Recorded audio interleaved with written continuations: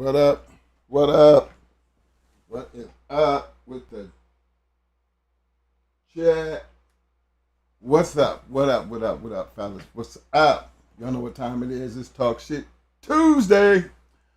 Hopefully everybody enjoyed your weekend. I know I did. I had people come in from out of town. Big shout out to all my people out there on the back street. What up, fellas? Got to excuse me. Been a rough day. But we fine. I did. I made it. First thing I want to do is get this out the way. Memorial Day holiday, it's always a special day for me because lost a lot of my friends over in the Babe Ruth situation, and I always try to keep that as a blessings day, a Memorial Day blessing for all my fallen soldiers out there and for anybody who had family members who happen to be a part of that, lost due to the military. That's that day that we set aside and show our blessings. So big shout out to everybody who had family members or experienced that situation because at least they do have a day. And I take that day close to heart because it makes me remember, that's that day that I remember outside of the day it happened. It's the day I take time out to, show my respect for them. Because again, a lot of them guys was young guys. You just took time to actually go and visit that memorial, the Beirut Memorial, the Vietnam Memorial down in D.C. See what I'm talking about? Whole lot of names on that thing. I go down and I did a little paper thing on there. And I scribbled, I could have that thing. Just that imprint of their names. Just, after I'm dead and gone, my kids might run across it. And I have a little story there, what these names mean for me and why that paper, with the name scratched on it. And always put in there, y'all ever get a chance to go see and visit that memorial. Because again,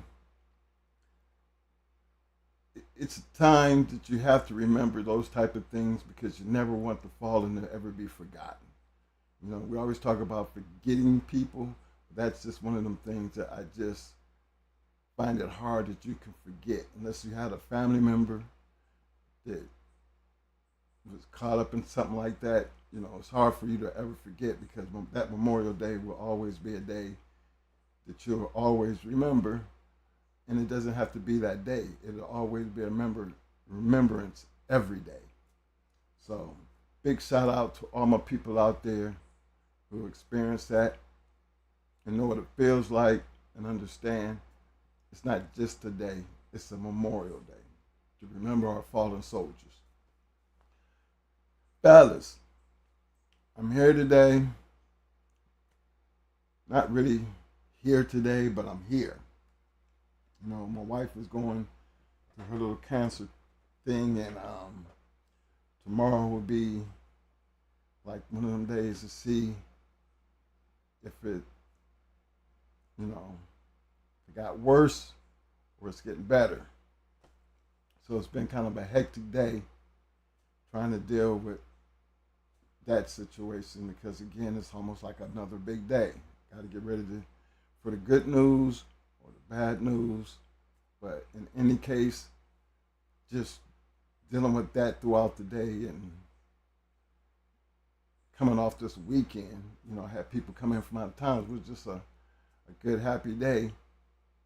Just to know tomorrow might be just the opposite, But again, through all the bullshit, I'm still here. I want to give a big shout out to everybody out there in the Shark Tank. Y'all know what time it is.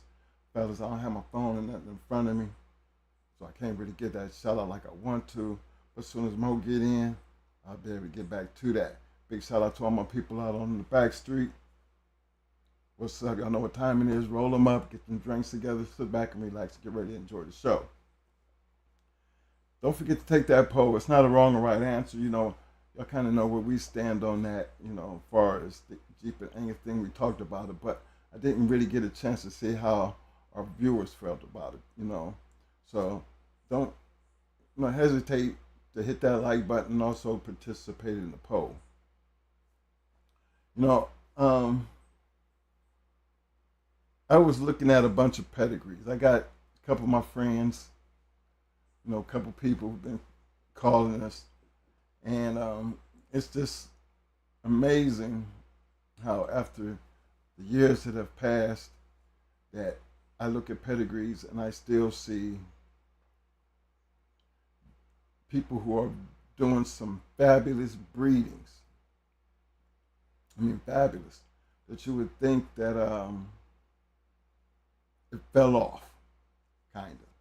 But then you see pedigrees from people from different parts of the country, and they representing twin. Look, check this out. I seen you had this up, and they send it in.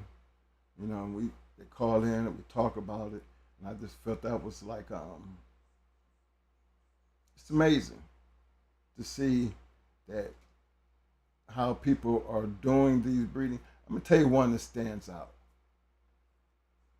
and I speak on it because we basically, without people having to tell us something, and one of the things I happened to notice was some of the things that they had in the first generations. Yeah, it's all black, but the good thing about it is they got an ideal.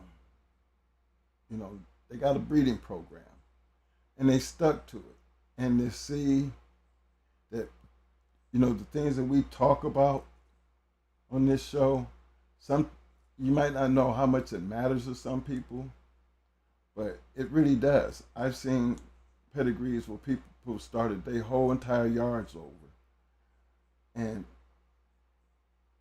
they got in contact with twins, and got put them in contact with people. And big shout out to some of my boys out there, because some of them people, they might be calling you about dogs. But what shocked me was the breedings that we have now. I mean, for us, a lot we have in our first generations, I still see people having it just as tight, looking just as good in 5, 6, 7, and 8 generations. Now, I know what it took for us to maintain what we have over the years, to just still have it the way we have it. But to see it almost incorporated where they did the same, outcrosses, like that Stompanato and that Garner's Red Boy, um, how they people are incorporating that into that. Um, I would call it that yellow shit, Red Boy, uh, Red Boy Jocko, and it's how they doing it. On our end, I mean, some people like Buck Keith on the Iceman side, we're on the other side of that. We're on the Yellow Man side. Um, and we're running the Stompanato on the backside with just a tab of that Fat Bill's um, stuff and that Garner stuff up in there. I seen some El Negros. I seen some a whole lot of different types of pedigrees, and it was amazing that people and how they doing it and how they making it their own. The names might change, but the ideal stayed the same.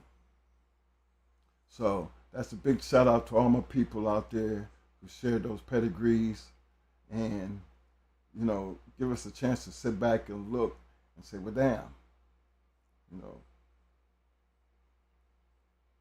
some good damn dogs out here. And one of the things that we were running across in the process of conversation was the bad part of the traits. Like back in the day, we didn't have as many issues with our Mayday stuff that other people have today. Now, like that skin issue, I mean, that allergy shit, just, and that's something that we deal with today in our dogs. But we didn't deal with it back in the day. And it was amazing how carrying it forward, like when how we threw that buck situation, the buck stuff up in there, and right when as we were incorporating that Jeep, and then they're coming back behind that with that some of that Bailey's bingo, that stomping out shit, and how we're trying to breed out the deficiency, and to see other people having the same type of deficiencies and talking about it, so and asking, so how do you handle it? Me, when it first started happening, I started thinking it was the feed. It wasn't the feed. Um, but then I start treating them with some just stuff my wife got. I got to get a chance, I'll go get it and let y'all see what it is. And I start spraying it on their coats and brushing it in once a day.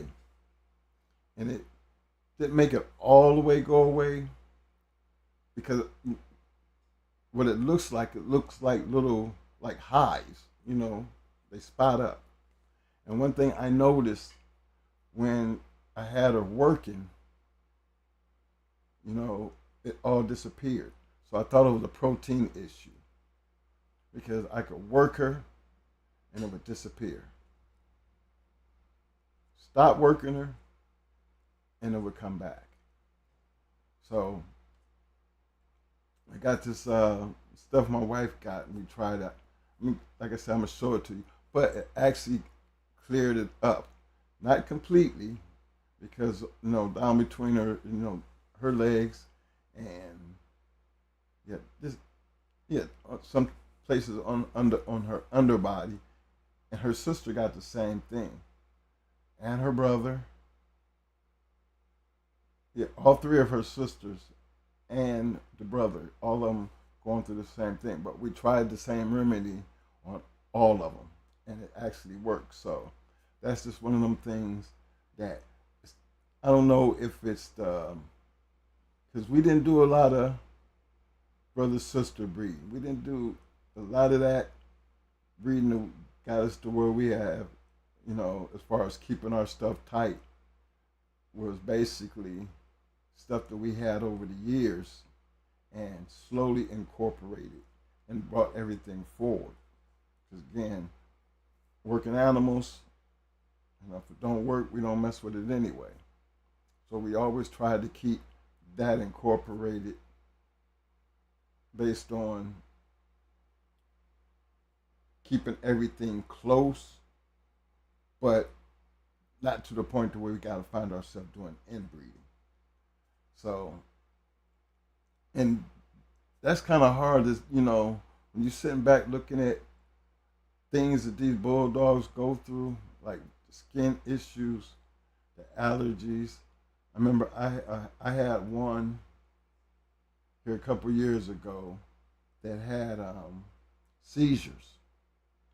Good dog, but the seizures was so bad that even I can't even remember the medicine the vet had gave me to give her, but even with the medicine she was on, it kind of made it like worse, and I felt so bad for her. I had to put her down because I couldn't imagine her living her life like that. And I stayed with her long enough to thinking she was going to grow out of it, and she just never seemed to grow out of it. And they were so violent, and then the recovery, after she come out of it, was just heartfelt. And that's one of them times that I had to make that decision. Do I want to still suffer like that, or do I need to go ahead and put her down? I wound up having to put her down because it was a hurtful thing to see her going through it. And then it was my wife's dog, so it was even harder on her because, it would happen just out of, you couldn't see it happen. She'd be just fine and dandy, and all of a sudden, you know, she go into just them seizures, and it was terrible. So, and the way she was bred, out of 5 that was in her litter, she was the only one that went through that. So I felt like we need to talk about, things, the upkeep, the maintaining and how hard it is to have a damn bulldog. Like mine, you know, I used to keep them when I had them outside on the chain in the big yard. Everything was cool because you didn't have to worry about them tearing up your shit. You know, out there on the chain, they eat their dog houses. They fight their chains. They dig holes.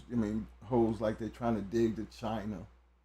All the crazy things that you expect bulldogs to do. But then when you bring them in, and I guess it's just a certain type of dog because I don't know. I've never had a pit bull that I had, I call turned into my pit bull that didn't tear up shit. You know. So I'm thinking I'll start this one at a very young age and try to break her of those habits being, once again, I'm trying to bring one up in the house, you know, and being it's like you would think that something would change over the years because after Buddy and Piper died, I was refusing to have any more pit bulls. But then my son came along and he just made that breeding and just had to give his dad and his uncle ones. You know what I mean? So we wound up back dealing with the pit bull. And remember, I have a Maldoodle in the house. Little bitty dog. You know, she's little. I swear, she can't weigh no more than 20 pounds at the most. And I doubt if she weighed that much. But she was an older dog, so the puppy grew up with that dog. But yet, I still have to worry about my pit bull or grabbing my dog now that she's getting older. So I had to restrict her movements in there because she tore up. She chewed on my door. There's a door right where her little pen used to be. So when she was in the pen, she would chew on the pen and then chew on the wall that the pen was sitting up against. Just to where she chewed the molding. Just you could see her bite marks all over the molding. So that didn't work. So I took her and I put her in my man cave part of the house. The damn dog started chewing. I got like these claws on my pool table, and they look like they're holding the ball. She went around and she chewed the claws on all 4 legs, like she was going to get the ball. So that didn't work. Started to put her outside, but wife, no, because you start putting her outside, then we're gonna start having more dogs outside. So that's the hard keep of it. And then the other bad thing about it is she picks up habits from the little dog. The little dog is like a early detection system. She has great hearing. You pull up in the driveway, if you're walking by the house, she goes off on this little bark thing. The doorbell rings, she goes off on this little bark, her little attack, attack mode, I call it. My pit bull does it now.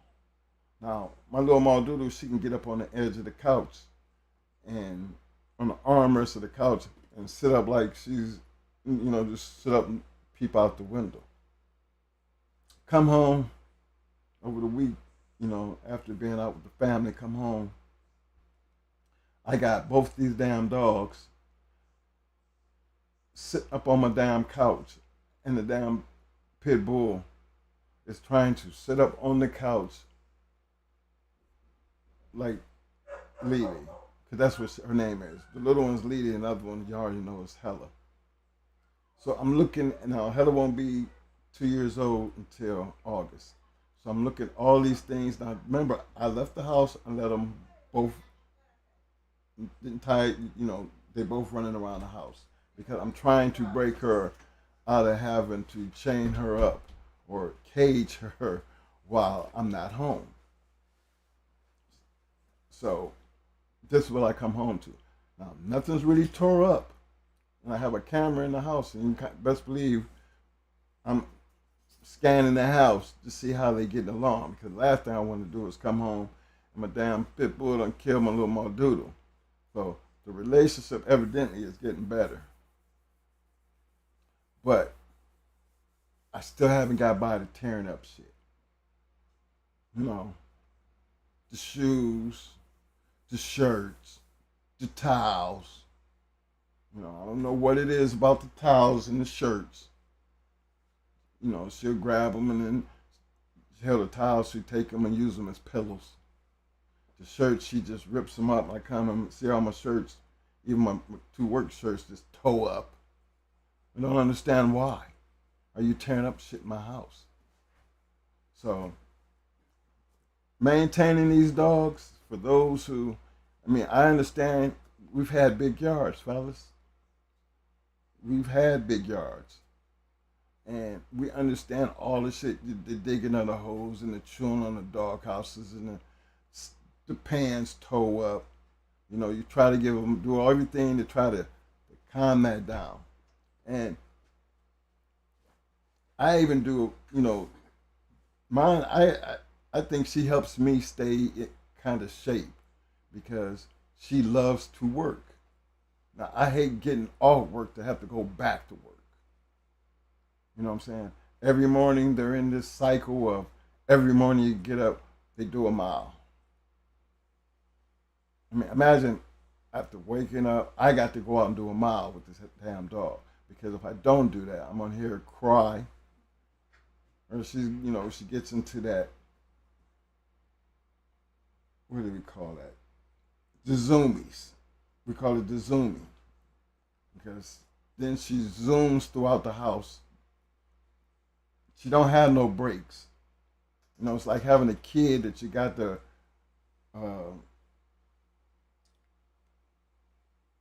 proof the house. No, don't leave nothing on the table because she hit the table. She's gonna knock it over. Um, no pillow. They had the pillows on the couch. Came home, all the pillows on the floor. And I tore up, but they're all over the floor.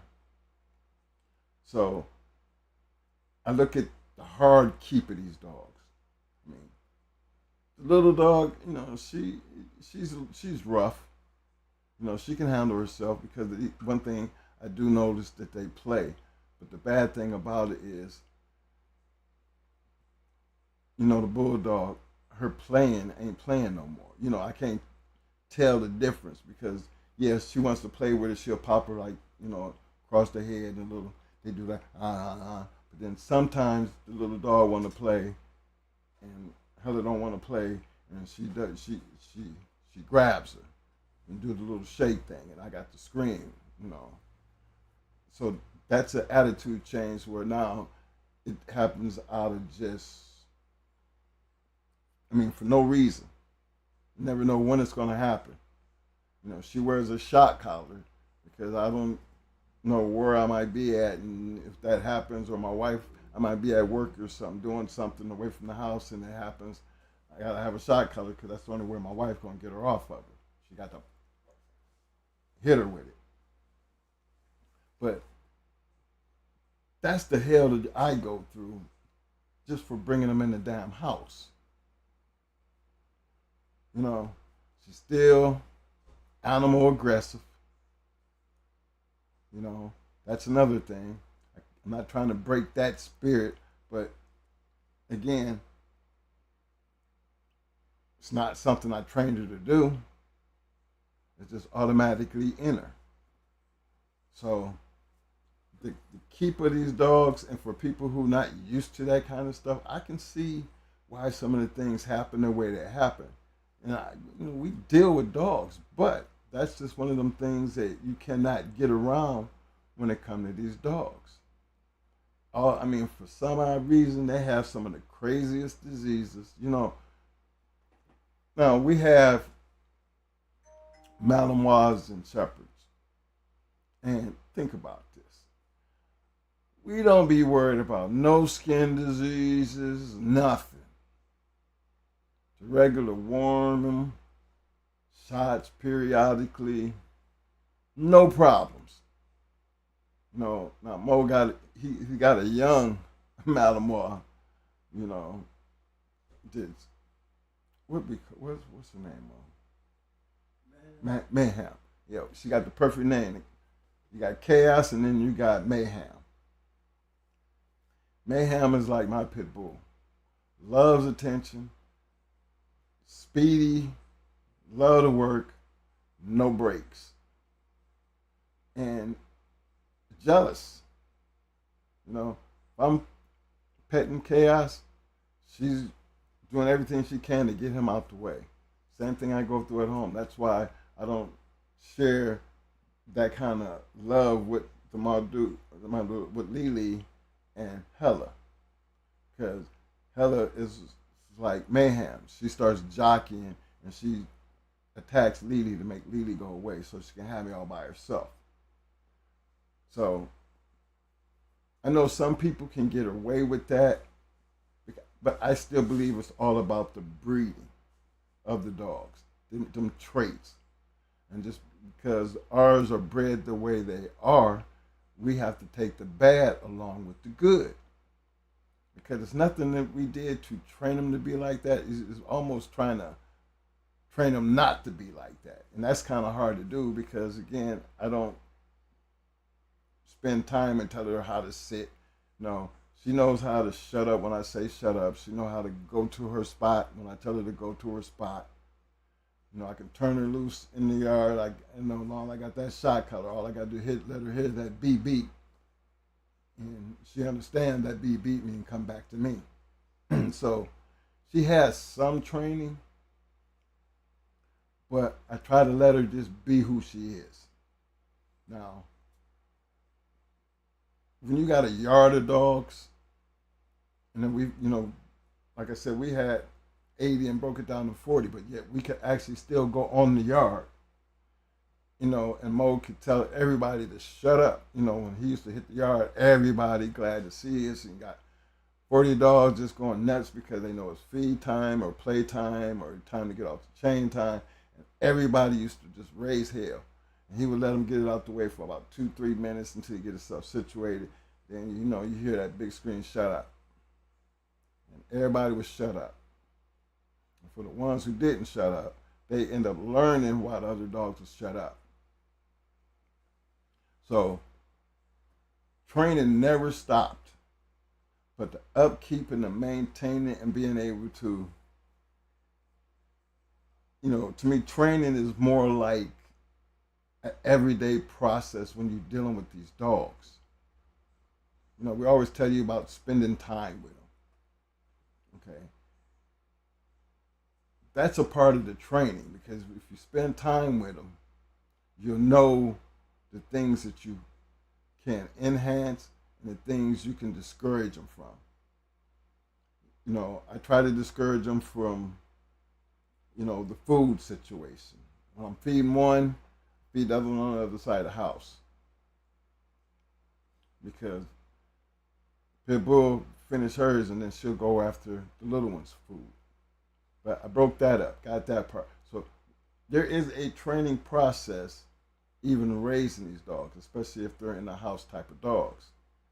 And I just never had, Piper and Buddy, they came from a different type of breed.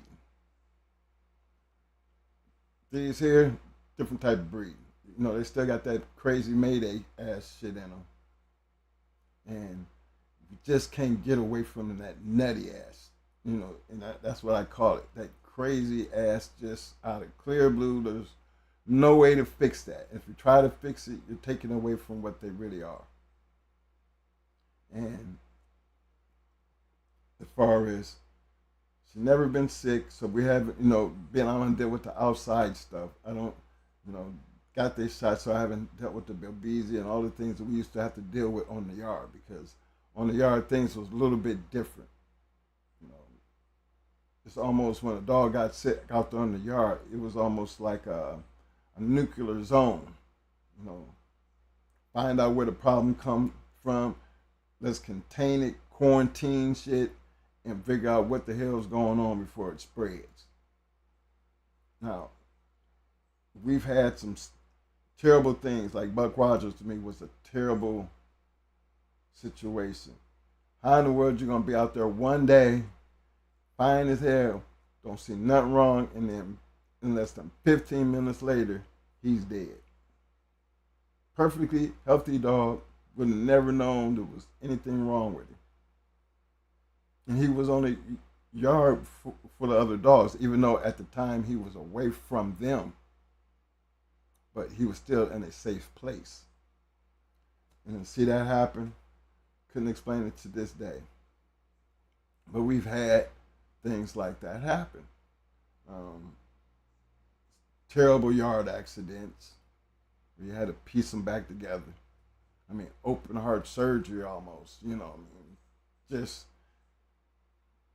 one of them things that you sit back and be like, man, I felt good for a little while with the little dog. You know, my wife actually can't stand Hella. You know what I mean? She can't because we're going back through the tearing up shit, clothes being tore up, furniture being damaged, running throughout the house like because she's chasing a little dog around the house, tearing up shit. So it's fun to see them outside doing it, playing together, because people see them two playing together and they be like, that's a pit bull playing with that little dog like that. Yeah, it looks good. You know, it looks funny. But in the same instance, you see another dog walk down the street, the little dog gonna act crazy and the pit bull gonna act crazy. So they see a different look of who's controlling what.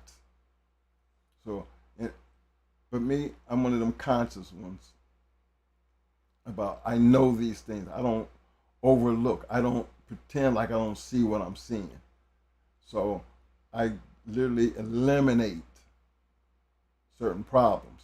Like people don't walk by my house. You know, they used to walk by my house all the time, and the little dog go crazy. But ever since Hella been here, the people who used to walk by the house, you know, they find another route around because the pit bull that made it clear in her growing up process that she just not gonna have it. And so to prevent that from happening, they found another route. But even for myself, I controlled it because that's why first of all, that's why she wears the shot collar. Because being she's in the house, she's got to be able to exercise. I got a pretty big, you know, nice sized front yard and a backyard that she can run around to. Because not every day, not all the time, I'm ready to take that mile walk 4 times a day.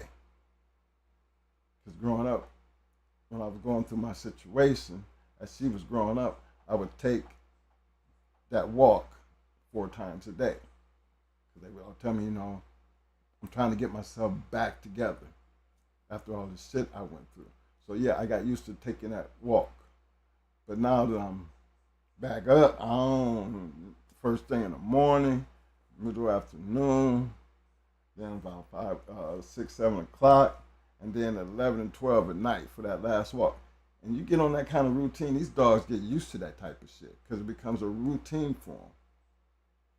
And Lord knows when I went to putting her in that little pre-keep, it's like even harder to try to break her, you know, cause I'm not into trying to keep her looking like that, you know, for the next show or something because, you know, I'm not looking to be doing any shows. But to bring her back and put the weight back on her and not wanting to walk her all the time or her flirt pulling, I don't, you know, that's to me is stressful. Constantly having to do that and trying to maintain that when she don't need all that now. Not right now. I just wanted to go ahead, put the weight back on her and just calm her back down to just being a regular old house dog. Now, people who have these dogs as pets in their house, I'm pretty sure you gotta know what I'm talking about because I'm pretty sure I ain't the only one that have to go through that shit. No, and even and it's not a learning process for me. It's almost like this is what I knew I had to get ready to deal with when I bought one back into the house. So I take my hat off to everybody who have that favorite one, who makes them out of a house dog, and more power to you. But I guarantee, like Mo, he already knows, you know, if you ever have puppies, they're not gonna be here. You know, I couldn't do it, and he always dealt with the puppies anyhow. But that's just one of them things that having these dogs and the traits, and I guess it's a certain type of dog you have, because I don't know. I mean, she's not a cold dog, so it's not like I got the pleasure of knowing that she's not gonna do shit because I know better than that. I know she's gonna do something, so I have to be able to be more responsible about that. Now she's gotten good around people because I had to break her where the little one, Lily, she still runs up on people, but she can't hurt you. See, Hella used to do that same thing, and you see this pit bull running at you. You wouldn't believe how many times I've seen people run out in the street or see her running at you and trying to get away from her, and she's getting, she's a puppy, but I'm watching this starting to happen, so I have to break her from that. Stay away from the streets. You see people, let Hella and Lily do what she do, but you better not run out there. So she's gotten pretty good at that, but it's not like I trust her because I still got that shot collar. She knows enough to now. The ears go up, and like she see that other animal or see a dog or see a squirrel. She used to run across the street. I was worried about her getting hit by a car. But now when she perk up like that, and she start, doing her little sneak move, I hit that sound on her, and she'll stop and look back at me, and she won't go nowhere. But that's just to bring, little information, sharing with you guys about when if you're dealing with these problems and you kind of got an idea of what I'm talking about. Always be mindful. Know your animal, because the one slip up, and it could be major trouble. Mo used to always tell me, Mike, you're giving her too much room. You're giving her too much room. But I can't put her on the yard, because if I put her on the yard, there's going to be more dogs on the yard. So I'm trying not to have that happen by making her a house dog. I'm doing good so far because she's still in the house. But trust me, she definitely has a chain spot sitting outside, because when she get on my nerves, I gotta have somewhere to put her. And sometimes she just needs to be outside to shake the madness off.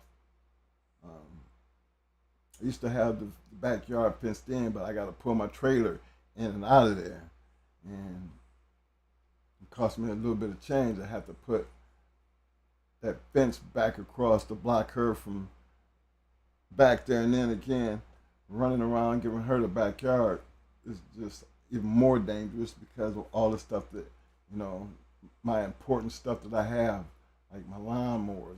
She might chew the tires off or chew the cable off, or don't have something to do and use the trailer as to get out of the sun while she's running out there, and she chew off all the wiring underneath the trailer. The reason I can say that because it has happened already. So can't even trust her to do that. So for y'all, all y'all who go through all the madness dealing with these dogs, that's just a quick insight into care how long you own them, you're always gonna have problems with them, and just be mindful of them problems. You can still love them, but you better stay mindful, because at any given time, under any situation, things can happen. I remember Grand Champion Yellow Buck got hit by a truck, garbage truck. But I remember when we was there, Mo was telling him, and I think Yellow Buck was a house dog. And it was just a terrible loss. because I think he would have been just as famous as Mayday if he had to live. Because the little bit of breeding that was done from him, he produced some great dogs. But that's just another one of them sad losses. So don't find yourself too lax dealing with them. You know, when you got a couple of them and they're out there in the yard, that's I've lived that part of that life already.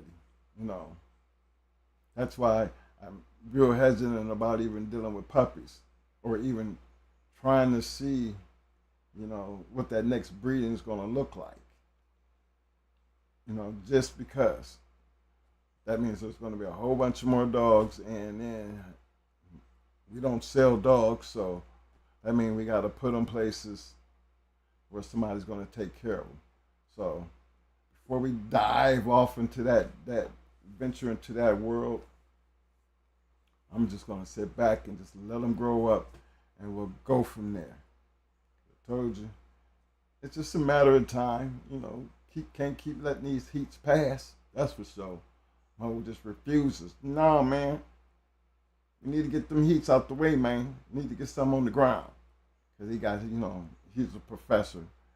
He's a new professor now, so he's we're entertaining the ideal. But again, I throw that out there because again, you want to always be mindful. Even with all experience we have with dogs, we still have to go through the normal procedures, go through the same headaches,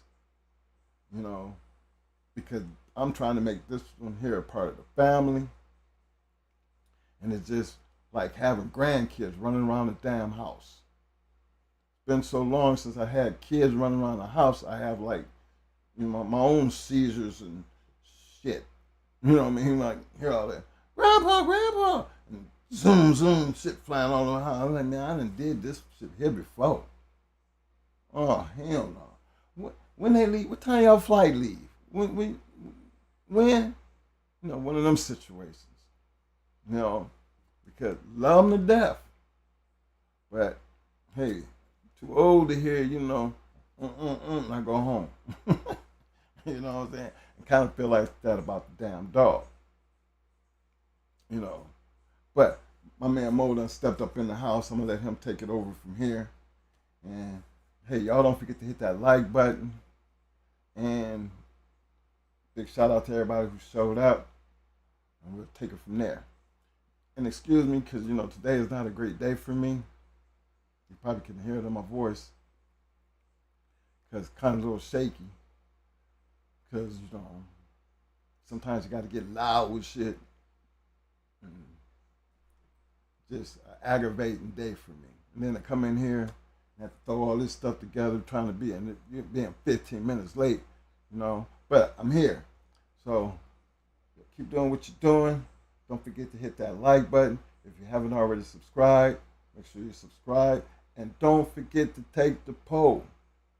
Can't be a right or wrong answer. We just want to know y'all's opinion. Deuces.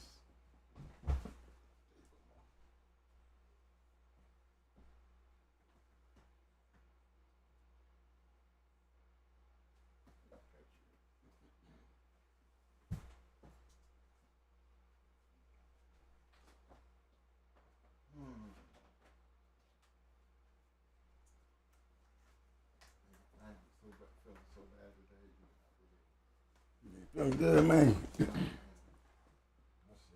Hmm. I think I'm like stressing or something. Like I was just a bad day. What's up, everybody?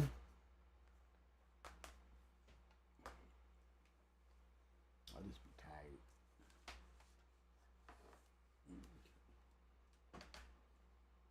Thank y'all for coming out, as always.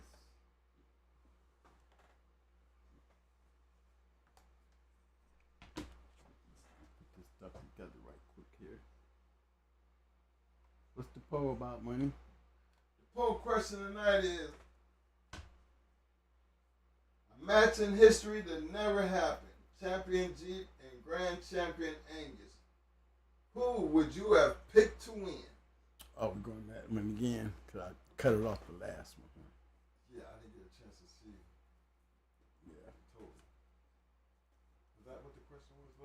Mm-hmm. Okay, well, we had 63 to 37. We had Jeep at 37% and Angus at 63%.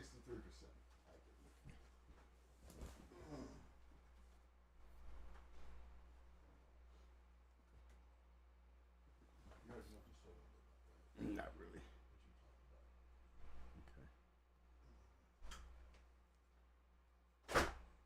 All right, people. What's up, everybody? Catching up here.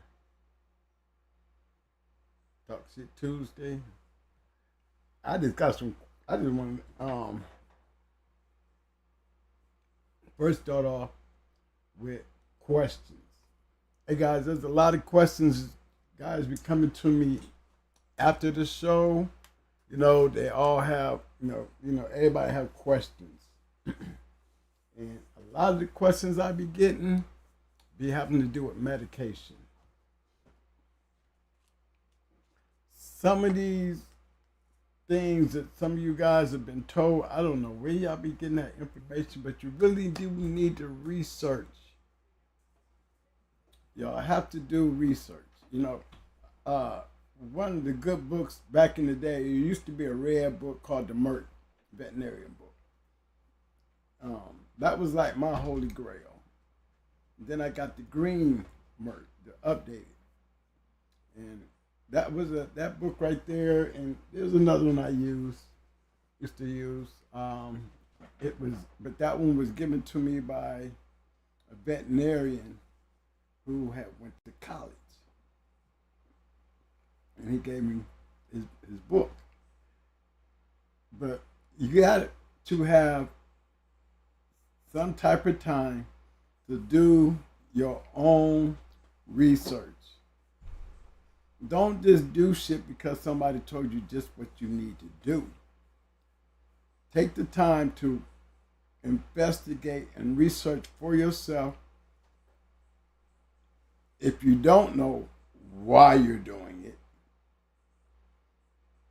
if you really don't know the dosage, just don't do it because somebody told you, because that's where a lot of the questions are being asked, and the things that they're being told is so far off base. It's surprising. Some of these dogs ain't dying. But I'm telling you, in the long run, there are going to be effects to certain drugs if misused. It will cause your dog long-lasting damage and problems. So get in the habit of doing your research. A lot of it really does have to do with maintenance. The cleaner you keep your yard, the less maintenance problems you're going to have. That's just the bottom line. Who wants to go out? If you got them in cages, it takes a lot of time, especially depending on what's the flooring. Flooring plays a major part. Here's a part that most guys, when y'all building these cages, y'all really are building a place which I always call a cesspool of disease. Wooden boxes are great for dogs. They really are. But you got to remember something. When you have those open places in there, and you rake out what you can, and then you spray the rest, under that doghouse under that cage, there's an accumulation of shit that nobody ever takes the time to rake out or re-dirt, cover up, scrape and cover. They don't do it. They just let it pile up, pile up, pile up, pile up. And for you guys to put those cages on top of those wood slats, and just use your water hose to wash off all that disease shit, is always carried with water. Water always evaporates. And what I mean by that, water turns into a liquid to a steam or into a vapor. Those vapors come up into your wood. So your wood gets poisoned in a matter of time, especially if you have the moisture constantly under the box. You have the moisture constantly under the cages. And then you have the wood that they're walking on. That creates a problem. That's why I say when you put your animal in boxes, I would always say make sure that you have a area that you can clean that area. Put lime and all that shit down. Hey, that solves a lot of problems when you're trying to cover up a smell, but you're not covering up the disease. You know, sometimes it's best to just rake off from under that shit. And if you got cages just on top of that shit, you need to revamp your yard. Because those cages turns into a disease cesspool. That wood is what's going to be poisoning your dog because you're spraying, the wood is going to be damp. The dog's pads are going to be damp. And eventually, that wood is going to soak up and bring up all that shit that water goes over and evaporates and picks all that shit up, and it just grows up under your cages, and that's where your dog becomes starting to get sick. If you use a whelping cage too much, you'll start noticing after using it, you know, you start wondering, you know, why your puppies are coming out sick. It's because whether you get out there and do with pine sol, little bleach, always scrubbing, common, whatever you scrub your little thing out to keep it clean, it soaks into the wood.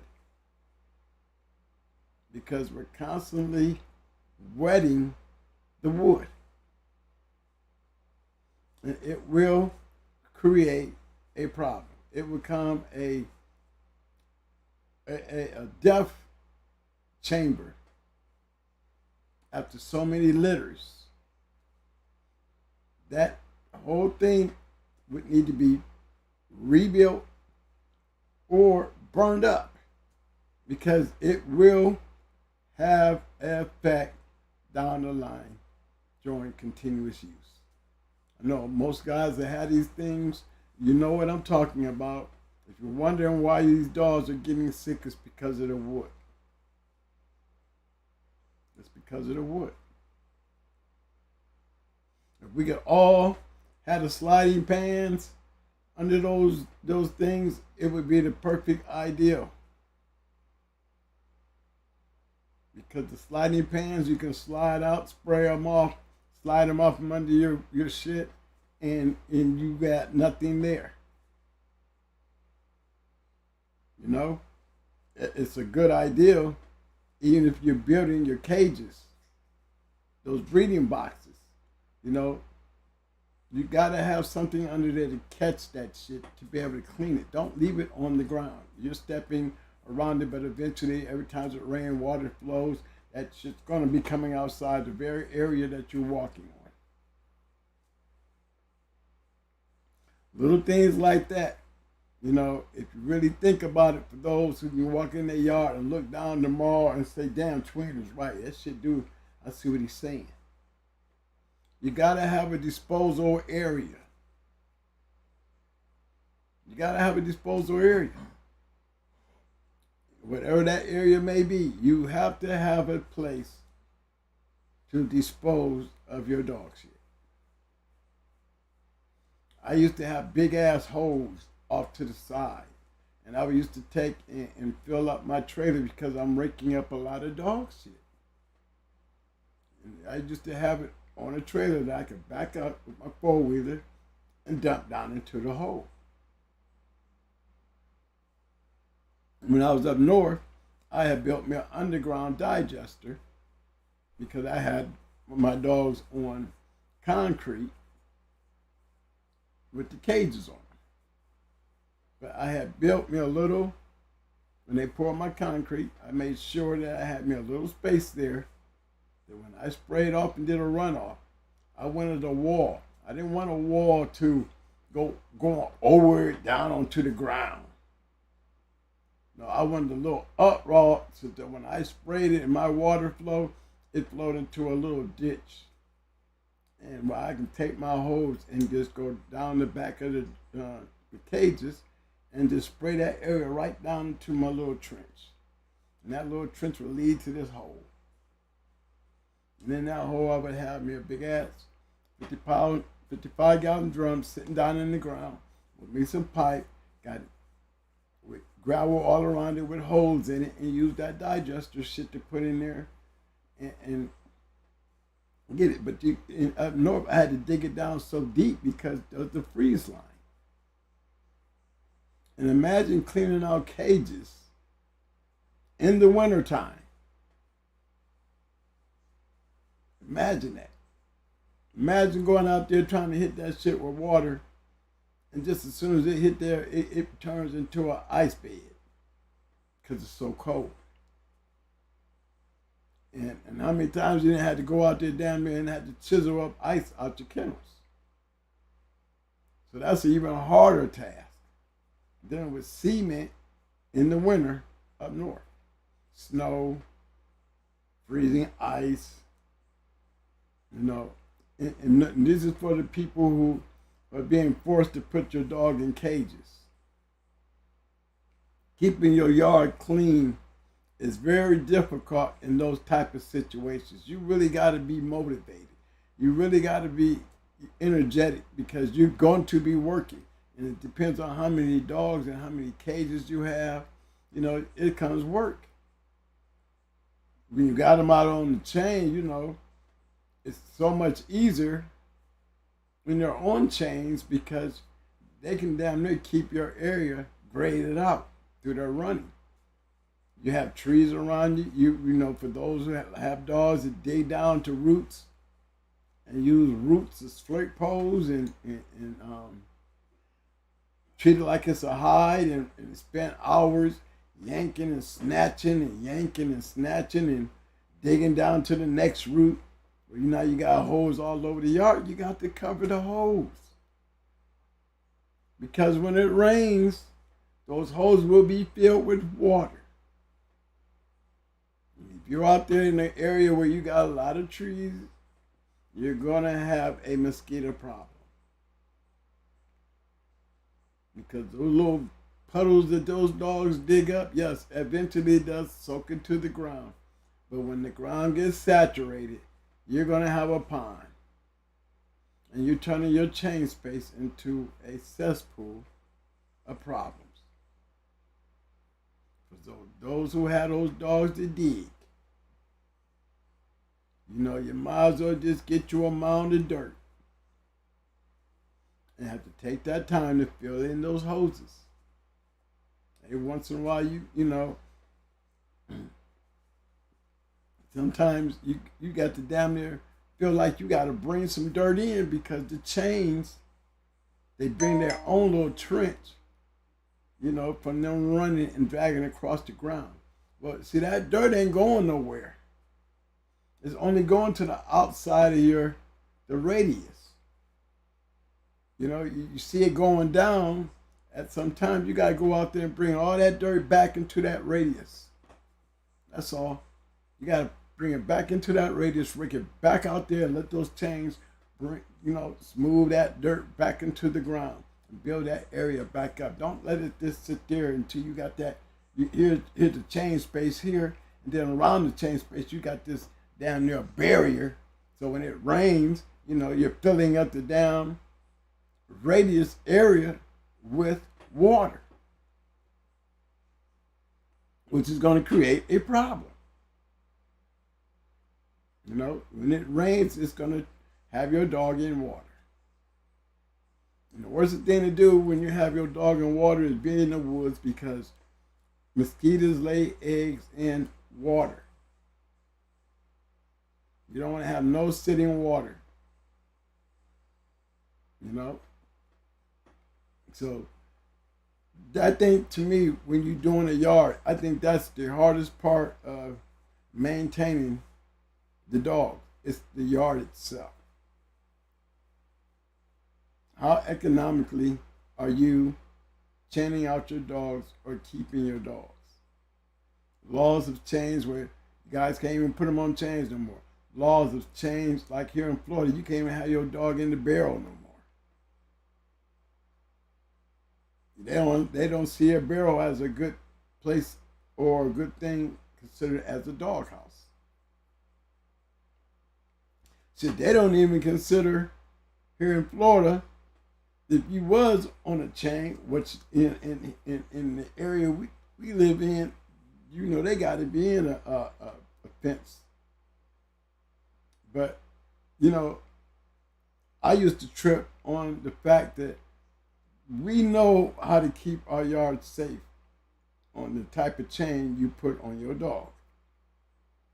And they don't give these pit bulls enough respect to understand if they had them on their yard, they'd be using the same chains we use. You gotta have big heavy chains on these damn dogs because these dogs are so strong and powerful. When they out there steady working these chains, the reason why they working them because this is what it takes to keep them on the chain. Because the average chain, they'll wear down and break too quick. So I think there's a bad deal when you always see these raids where they be talking about these big, heavy chains like it's supposed to be something cruel. When it's not cruel. It would be cruel to put them on a little chain that you know is going to run through that sand or dirt, get wore down, especially with a strong dog that's been working himself, get loose and cause destruction on your yard. They would never understand that part because they set it up for failure when they tried to get us to put smaller chains on the dog. Like we don't know that those big chains is a safety reason to not only protect the other dogs, but the dog itself. Okay, so for those who are forced to make those changes, those who are still able to put your dogs out on chains, you know, you're going to always hear this. Why are they on such a big chain? Well, the purpose of this big chain, that's why I always tell you, if you kept a chain long enough, go to the chain space that drags the ground a lot. And then you look at those links. Look at those links where they come together. Look right down in there and look at the tips of those loops. You're going to see them grind down. You got this big old chain here, but right there where they connect to that other link, there ain't nothing there. Look like two thin pieces of paper barely hanging on. That's how they get off the chain. Because that piece breaks. So you have to always inspect your chains. I wouldn't give a damn how big it is. Don't ever look at it and take it for granted like that chain is working and lasting, because you go down there and look between those links, you'll see what I'm talking about. That's how they have kennel accidents. You got guys who don't like putting the collars on tight. You have some dogs that know how to pull that collar out and slide their head. Once they get around that one ear, it's coming off.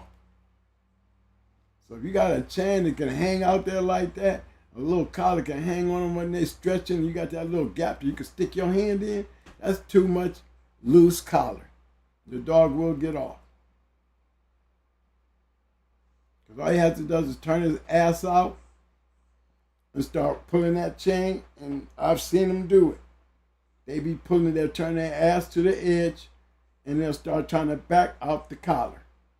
Pulling the chain, seeing the collar come up on their neck, and they will pull their head outside off that collar. Now you have a chain accident, a yard accident. So these are the things when it comes to maintaining the yard. Is the ugly part a lot of dog mans don't talk about.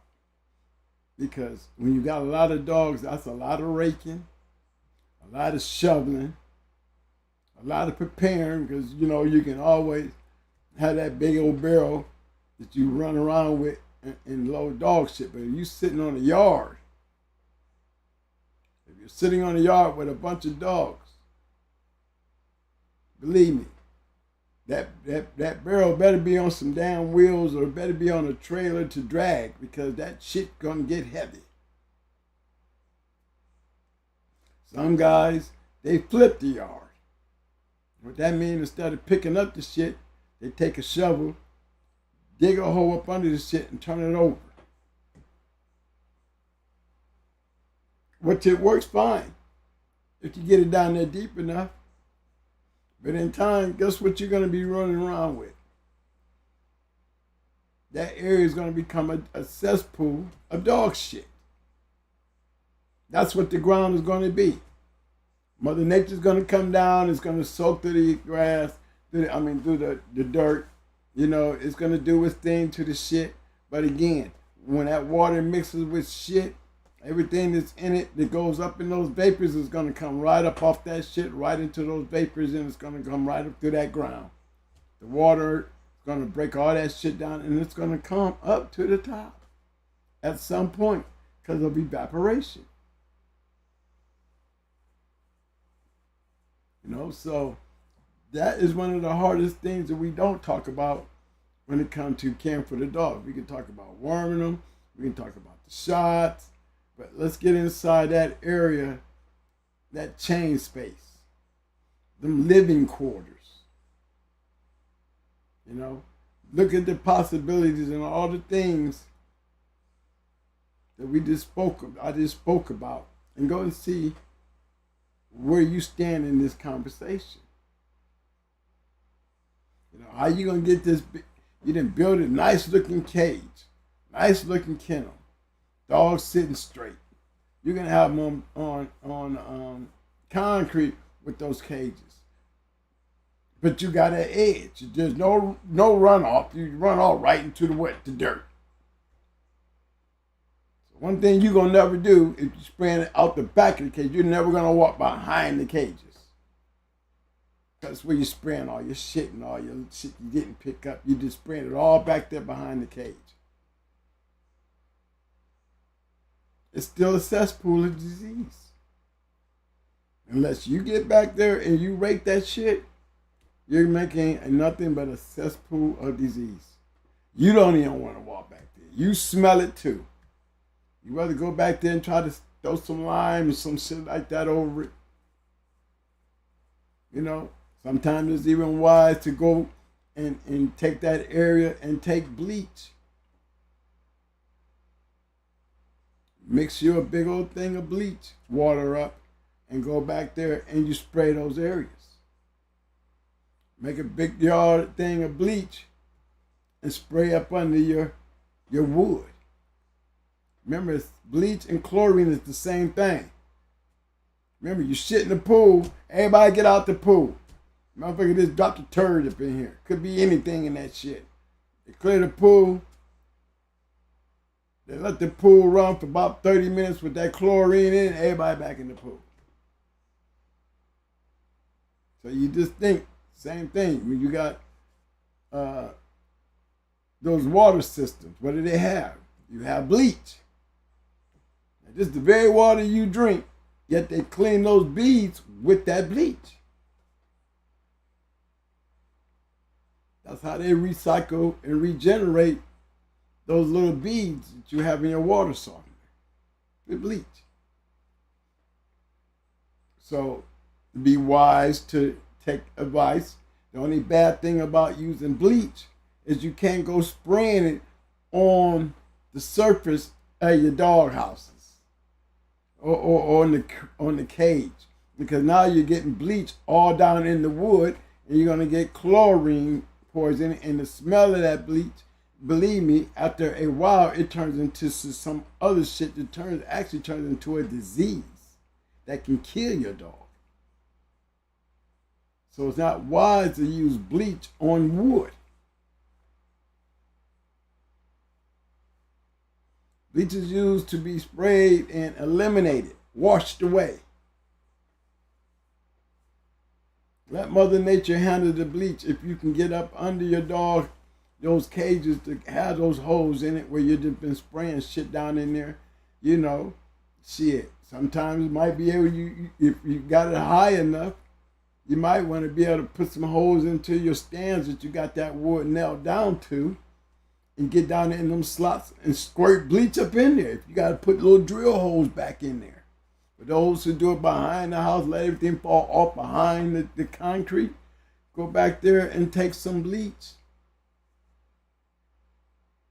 and spray it real good. I mean, considering the problems that you're going to have, the investment is worthy of using some bleach. Not so strong, but you want to have it. Bleach will kill anything on shit and piss. It can still be a turd right there, but it's not nearly harmful in it because the bleach is already destroyed. And it will soak into the ground. As it rains, it will regenerate.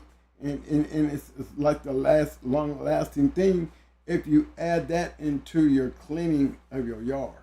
Every once in a while, it's always wise to go through your yard and throw a little light bleach over the yard, doghouse and everything.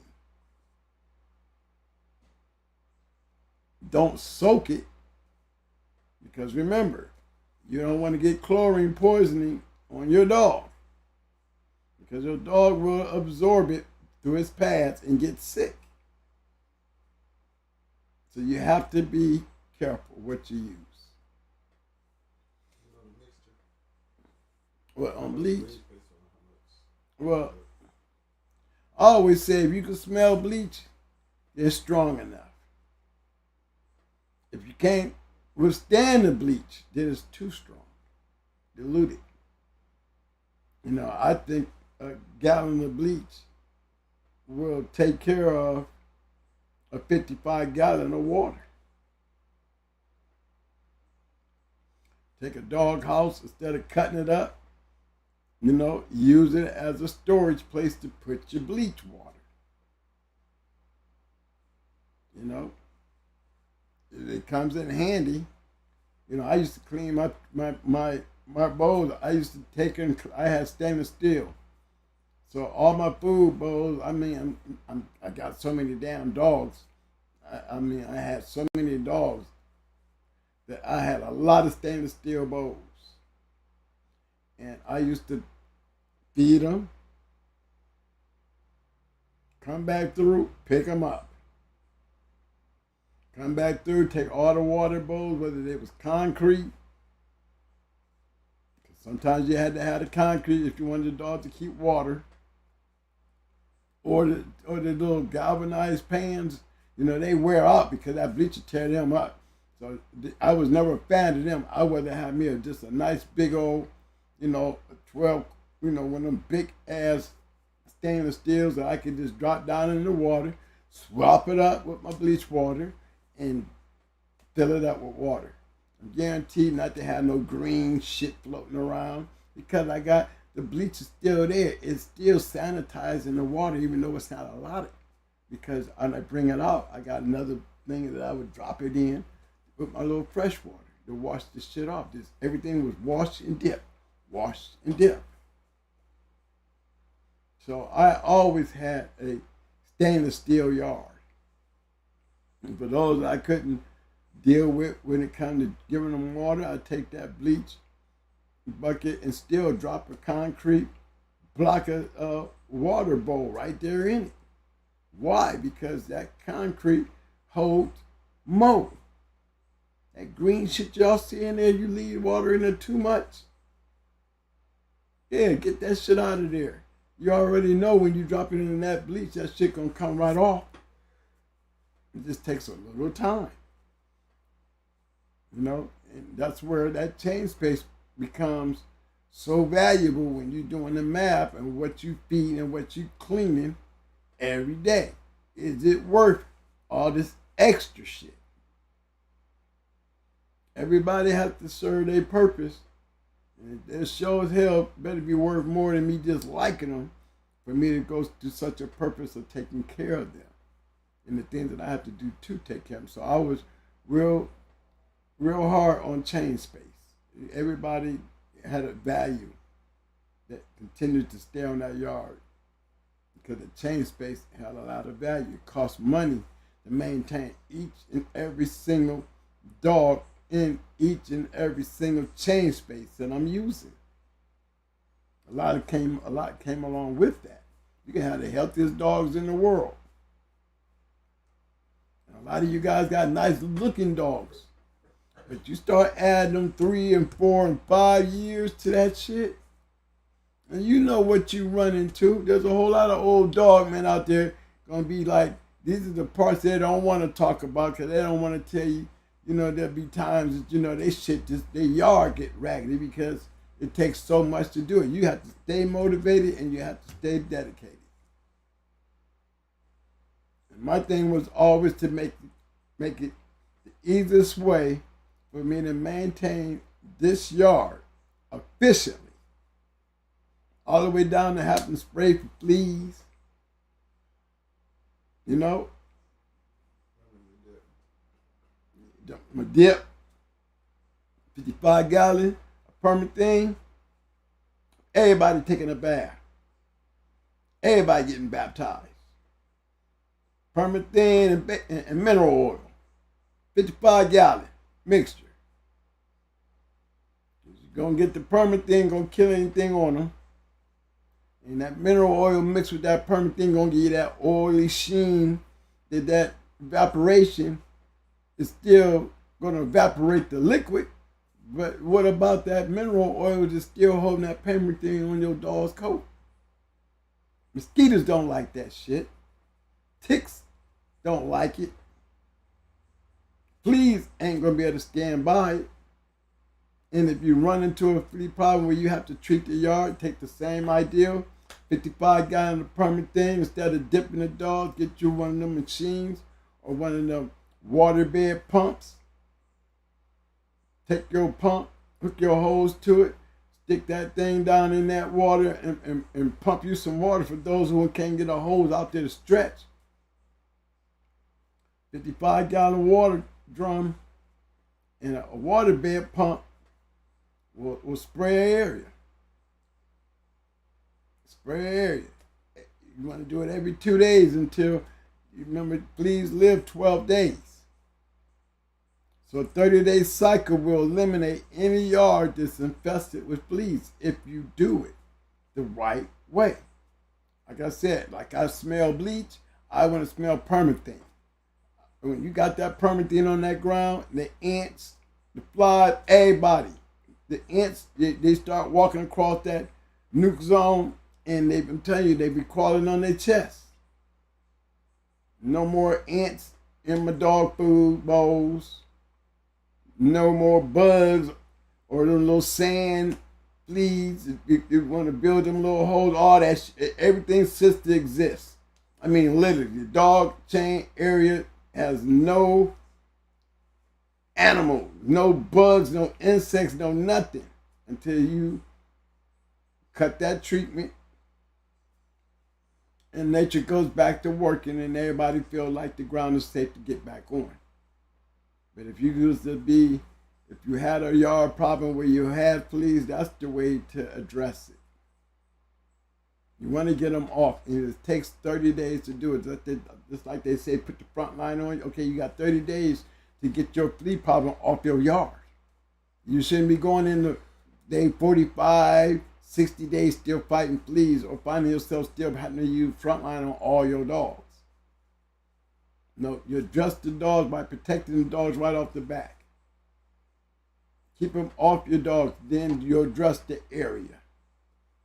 And you stay on that for 30 days and you will eliminate any flea problems, 1, off the dogs, and 2, off the yard. Then you just deal with the fact that you had fleas, you'd have to treat and look for tapeworms. If you had fleas and you had a flea infestation, you better be checking the whole yard for tapeworms. Already get ready for that because you're going to have them. Okay. Anybody got any questions? I mean, I'm up for asking questions before I move on about that. If anybody got any opinions or anything to say about it or want to add to that, please speak up. I don't have the chat in front of me, but I'm pretty sure Mike is over there. Big shout out to my man Lil Rock. Legends. What up, happening, fam? 3C Kennels, ADBA. He said I spray every 2 weeks when I cut grass. I scrub and wash the decks with bleach mixture. I dilute it with real well. He said I also use diesel fuel and weed killer mix in my woods for snakes. 3 different spray tanks I use. Hey, he right though. But that's what's called a motivated, dedicated dog, man. He knows the problem he has on his yard. He also said, my mix with bleach, if I see the white, we right. That's Without right. the bleach smell, mix and dilute well. Big shout out 3C Kennels ADBA. I see you, fam. Mm-hmm. Back. What up, Lil Rock?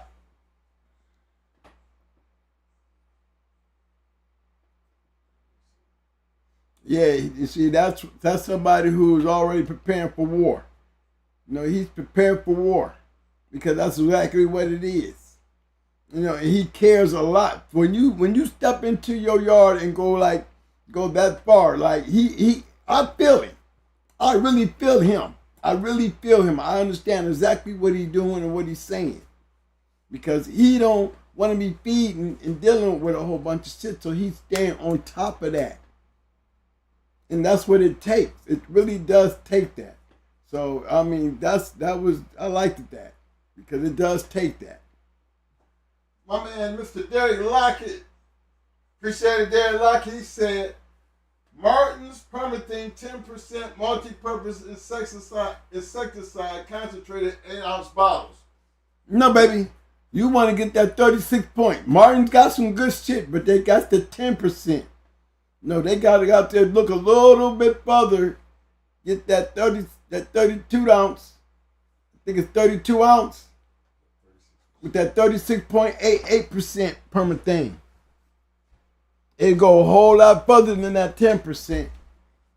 And it's down near 3 times the strength. Down there, it is 3 times the strength because you got 10% and I'm adding another, close to another 3% to the 10%. You know, I'm down there using another 10%, making this thing down there 40% permethrin. Not far, 36.88% permethrin, very strong shit. If you Google it under your permethrin and put that 32 ounce, oh, Mike went and got him Mike went and got that shit, yeah. See, this is the Martins right here. Okay, I'm gonna probably hook up the camera and put it under the camera and show y'all that percentage on it. Okay, I'm gonna hook up the camera while I'm talking about it. But yeah, that's the shit that you want to use. They used to sell that 10% in the Lowe's in Home Depot, but you notice they took it out. Yeah, they took it out and stopped selling it. And that was just the 10%. But yeah, mineral oil mixed with that shit, it is definitely what you want. That's stuff I use for The hot spots. Okay. Yeah, so you can see that.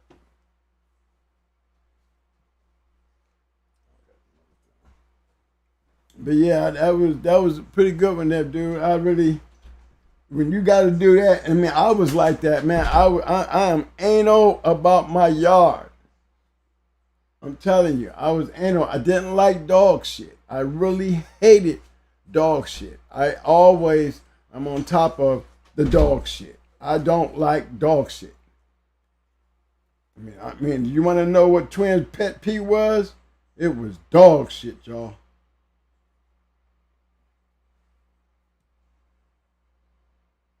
Okay. There it is. That Martin's right there. Y'all see that?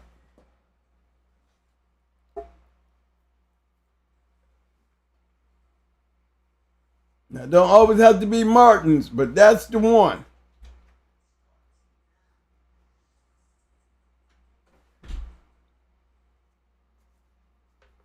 And I'm telling you, it costs less than $40. That bottle right there costs less than $40. I found it out there for 36, but I got this one spot. I've been getting it for 36 with free shipping. Been using it for years. Mix that with some mineral oil, half and half, and you'll be in the house. Damn near, you put it in a damn thing, you're damn near making up your own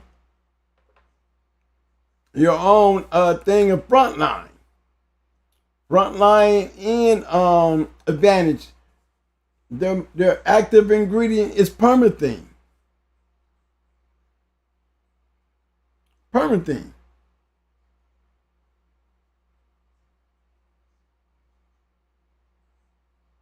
Hold on, guys. I'll be right with you here.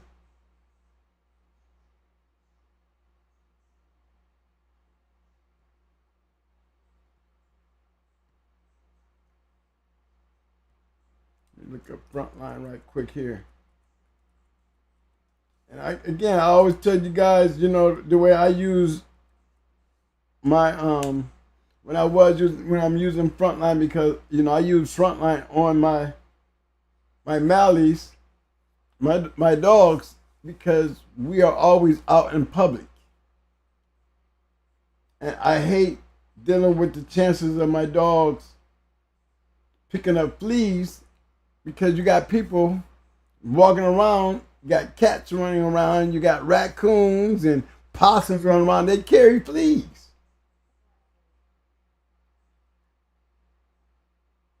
And if you move your dog around a lot, you're going to see what I'm talking about. There's fleas out there.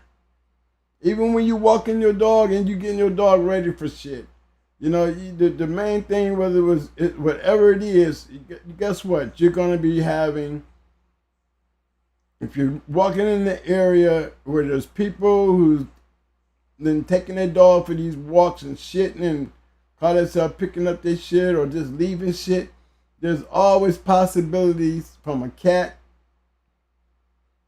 to a raccoon to whatever. You're going to have the possibility of picking up fleas.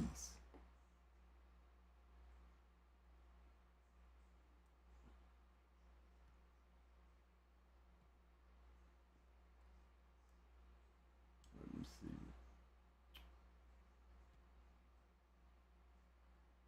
I'm trying to pull up this front line, trying to catch a front of the package. Yeah, here go one.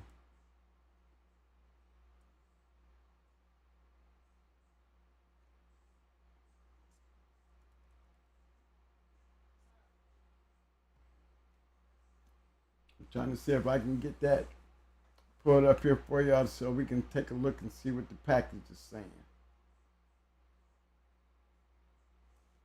I got to get my glasses on, I'm sorry.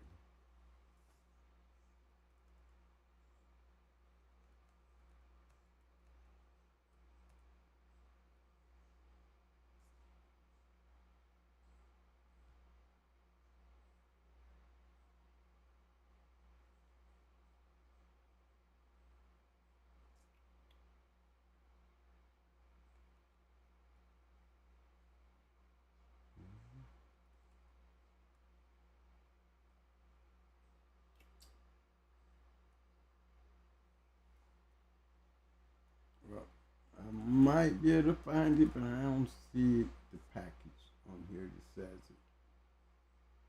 I'm still looking, fellas. I'm just putting here an ask.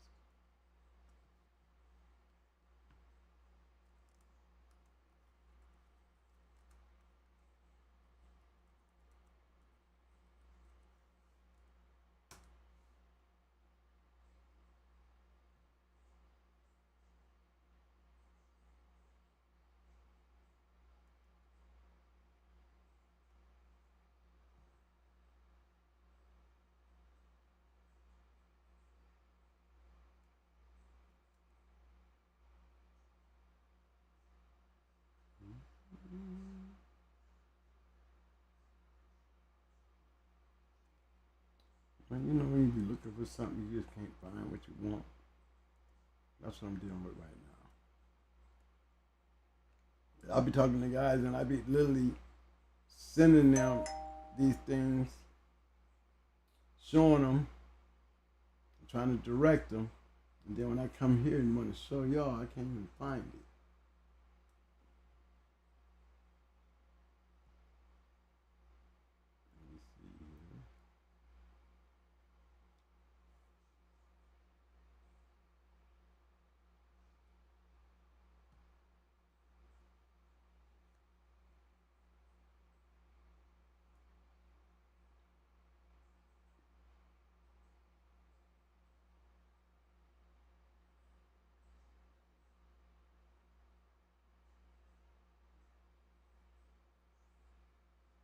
I used to also break it down and used to tell guys how to get. I used to just buy the whole big old thing for the the 88 to 139 pound, and take that and break it down and used it on. I could do 2 dogs. Sometimes a whole litter of one little package. Based on their size. And the main ones to try to watch out for, especially if you take your puppies out a lot.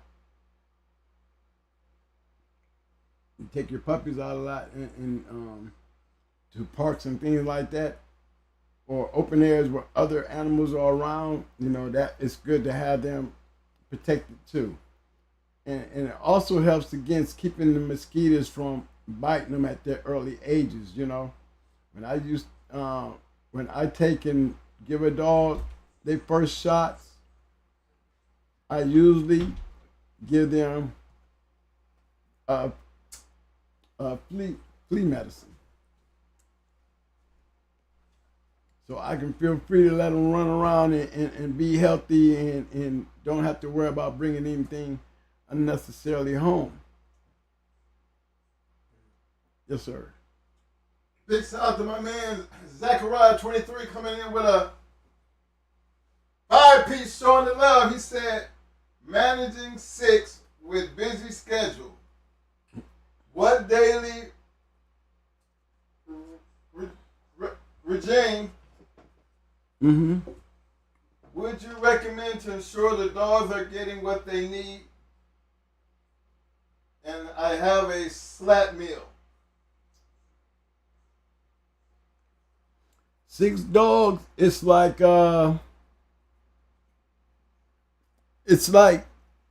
first thing you look at is the way you got them. If you got the doghouse thing squared away, if you got your feeding regimen squared away, when you got a busy schedule, if they're in cages, every once in a while, you might just take out 1 a day. But at some point, you got to give them that run around outside the cage. Even if it ain't but hooking them on. You ever took one out the cage and hooked that leash to him? What's the first thing he do? Get to the end of that mug. And he damn near doing a damn cat meal. Wanting to think he get ready to go somewhere. He's excited. That's exercise. Just 1. 5 minutes, 10 minutes. You know what I'm saying? And just take that time and give each one of those dogs. Sunday, you ain't got to mess with none of them. To be honest, I didn't ever feed my dogs on Sunday. I just went out there and cleaned up shit. Because I can't stand shit on the yard. I had to clean it up. I just couldn't stand shit on the yard. Yeah, I did that really. If I go out there 3 times a day, I'm going out there 3 times a day with the full intentions on cleaning up shit. Before I even leave the yard after feeding, I go all the way back around because they didn't ate, they didn't drunk some water, you know what I'm saying? And by the time I get around doing that, collecting pans and shit, guess what? 85% of the yard done took a shit. that routine that they was under, they start taking their shit. Guess what? By the time I come back in the afternoon, maybe I'm not doing a bunch of dogs. I'm only doing a few dogs. I come back in the evening, I'm not doing a bunch of dogs. I'm doing just a few dogs. But guess what? When I wake up in the morning, I ain't got to clean up a lot of shit. Before I feed, I'm still cleaning up shit. I clean up more shit than I fed dogs. I ain't gonna bullshit you. I clean up more shit than I feed the dogs. If it's more time that I give dogs, the time that I'm giving them is cleaning up dog shit. Because I don't like dog shit around. I don't want to see my dog stepping in the shit. I don't want to see my yard smelling like shit. It's just something I do. I have my Malin walls. I carry flags around with me because they don't shit at home. I got a place where I can cut them loose and don't have to worry about nobody walking by or coming through because they're very aggressive. And you know, we in an open place where they can run around and I can send them out. But I'm carrying flags. When they shit, I'm flagging that shit. I'm flagging it because you can guarantee I don't care where it's at. I'm going back to get it. I just don't take that walk back. I get on something and ride it back. Grab my little bucket and my little shit grabber and go around there to them flags and pick up shit, dump it in my bucket. I always got plastic in my bucket, so when I get down with it, I tie it up, throw it in the trash. Every day. Twice a day. Sometimes 3 times a day. You know, and the reason why 3 times a day is because if you feed them in the morning, 20 minutes later you take them out, they're usually going to do the routine shit. Bitches or dogs that really stay in the house, they drink a lot of water. You want them to have a lot of water because you got air conditioning constantly pulling the moisture out the dog like they pull the moisture out the air in the house. So you got to have a lot of water down there. And, you know, my male, he don't drink a lot of water, but he drinks enough water to keep him hydrated. But his shit is nice and firm. The bitch, she's pregnant, so she's drinking a lot of water. And her shit is not all that tight anymore because she's not only is she pregnant, she drinks a lot of water. And because she drinks a lot of water, that's a lot of water with that food on her stomach. So she's gonna shit. So that's when I end up, you know, maybe because she's pregnant, but I'm cleaning up a lot of loose shit because of a lot of the water that she's drinking behind her feet. But other than that, right there, you know, you got to be focused on, you know, as far as maintaining the yard, what you need to do or have to do to make it easy for you. And really make it easy for you because you're not feeding you feeding your bulldogs. Y'all feeding these dogs, you know, you trying to take care of them. I see a lot of these dogs be looking pretty as hell and be seeing them in some nice areas. And you know, your dog don't have to live in a rig house setup. You know how we do it. We some of our yards look like junk yards because of the shit that we constantly doing on the yard. You know what I'm saying? But it's the area that the dog is being maintained in. That's what counts. Not all the other shit. They ain't got a dog around it. I don't care if the whole yard look like it's a train wreck. The dogs don't look like that. I don't want nobody coming in smelling a bunch of shit on my yard, you know, because you never know when they'll pop up anyway, especially if you got neighbors. So dog shit is one of the most important things because, like I said, I'm walking down the street and I can tell when I'm walking past a yard full of dogs because you can smell the shit from the street. It be them same ones be talking about, "Twin, give me a dog, man. When you gonna give me that dog?" You know, and I'm still talking about, I'm gonna look out for you. But I'm gonna look out for him on the day that I walk by his house and I don't smell no more dog shit. Then he can get one. And I used to make jokes and cracks about that even when I went to the other guy's yard. Yeah, they clean them up in the morning, but they'll let that shit sit out there all day long. all day long. Don't worry about it until the next morning. If you have neighbors and on a summer day, you know, they're going to get tired of that shit.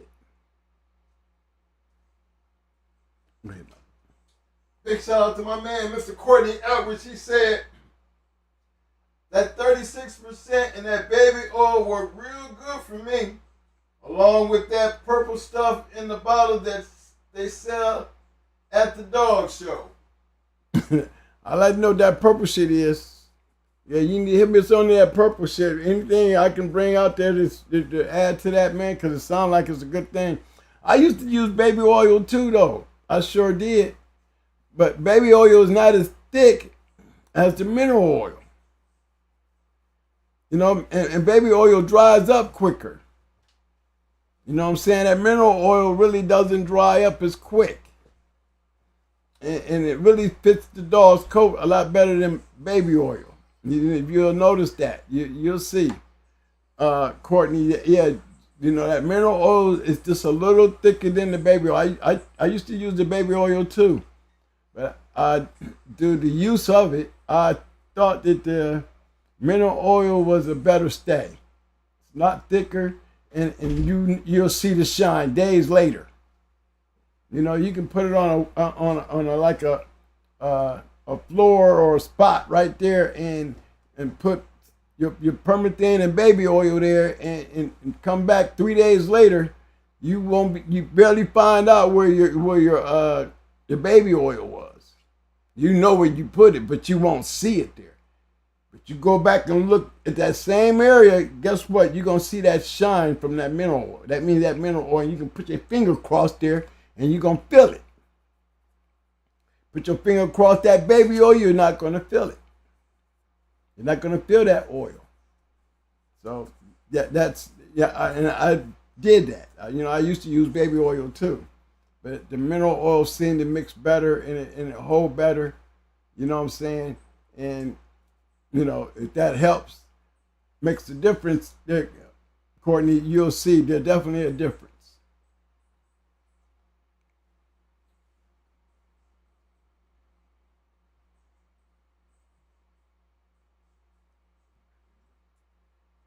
For exercising, if your dog is in a cage, like I said, man, it's almost like I don't really mess with. Let me tell you, when they're young, and like say I got a litter, I spend a lot of time with litters. Litter development, really, you're dealing with a litter. Litter development helps a whole lot of times when you be able to put them back in there and put them up for 4 months and kind of let them sit on the chain for a while. But it's what they did in them first 3 to 4 months in their life. They get a lot of attention. They get a lot of activity. They get a lot of work. They get a lot of work. Because that's when you do your drive work. What better place to do drive work than with a litter of a young dog before you start getting rid of them? Drive work is real important. Teaching them how to hunt. Teaching them how to, you know, you ever seen a bunch of puppies running after a hide? Oh, they stepping on each other. You got ones that step up, want to be the boss. Don't nobody chase this shit but me. Everybody back up. You see so many different personalities in your litters. And you're getting so much exercise. See, you got puppies that's getting a lot of exercise. They won't be so quick to get sick. You leave your puppies growing up inside a cage or an area where they're always together. They're not getting no run around time. They're not developing worth a fuck. And they're easy to maintain and control. When you got everybody paying attention, you got to make sure all of them pay attention to what you're doing. You know, if we're going to work the flirt with the puppies, I want all my puppies involved. If you're not involved, you're going back into the cage.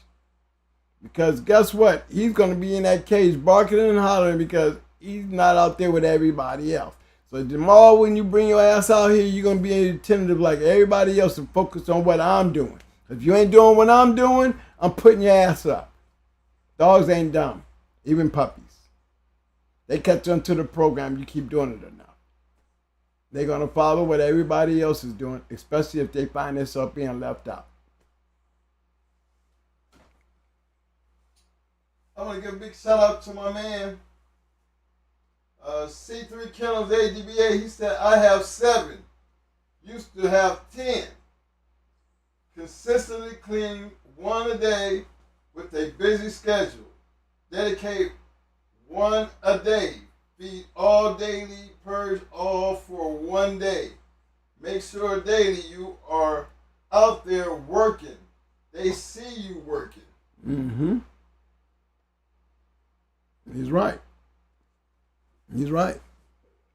Because you got that once a day. You know what you doing that one time that you out there, you doing a lot. Because he know he ain't going to be back out there till tomorrow. So there's a lot of things that he has to do, even with 7 dogs, to make sure that everything is straight when he get up in the morning and come back out there. You can believe that. Big shout out to my man, Mr. Derek Lockett. He said, neem oil help as well. That's if you want to go the organic way. Mixed with some Dr. Bronner's Pure Cattle Liquid Soap.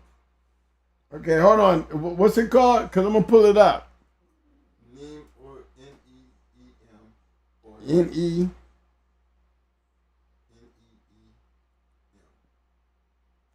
Okay. Neem. Yeah, got it. Mixed with what that? Dr. Bronner's. Okay, I'm going to pull up him next.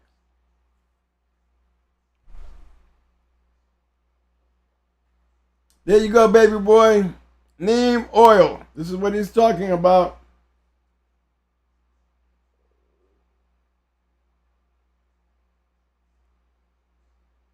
Neem oil is a vegetable oil that comes from the seeds and the fruits of the neem tree, which is a native to the Indian subcontinent and other tropical and subtropical areas.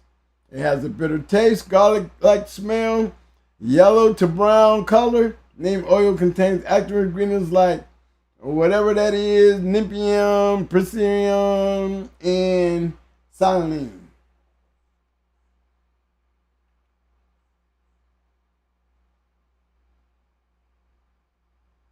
Natural Parasite Center.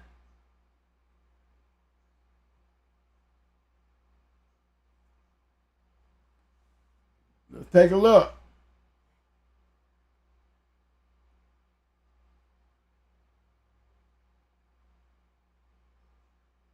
Neem oil is a naturally occurring parasite found in seeds, pesticide from found in seeds from the neem tree. Put my glasses on. I'm just barely seeing shit. Okay, it tells about the taste.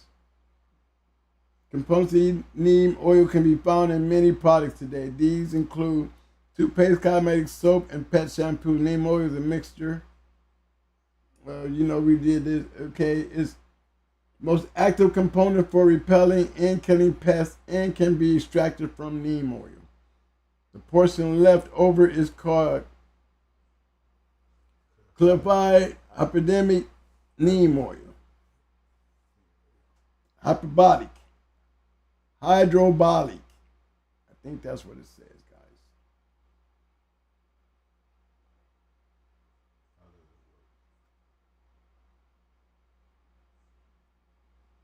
It reduces insect feeding and acts as a repellent. It also interferes with insect hormone systems, making it harder for insects to grow and lay eggs.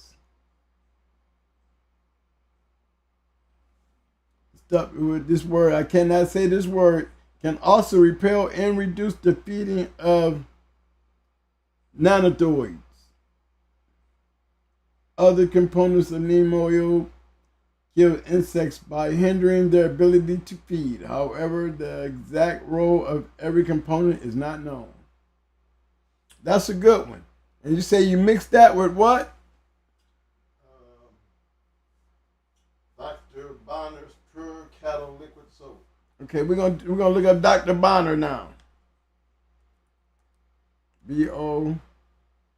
B-R. Okay. O-N-N-E-R-S.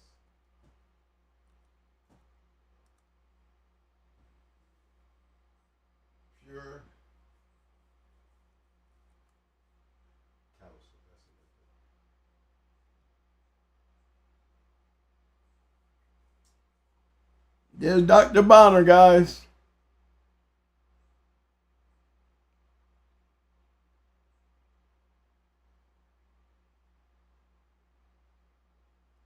Dr. Bonner's Pure Castor Oil Soap is a organic soap that can be used for washing your face, body, hands, and hair for bathing, shaving, brushing your teeth, rinsing fruit,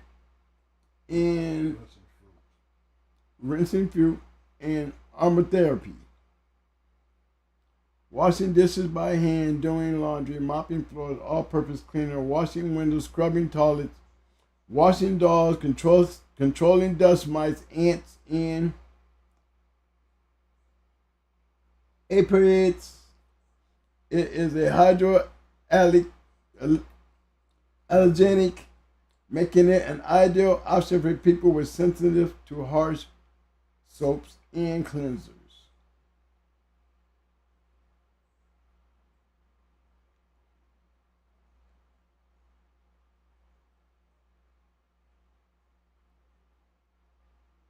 That's it right there.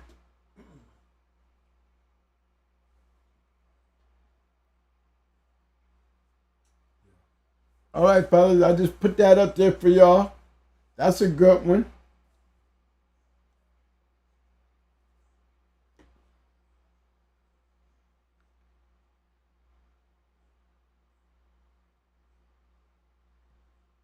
Anybody else got any suggestions? Be free to speak up.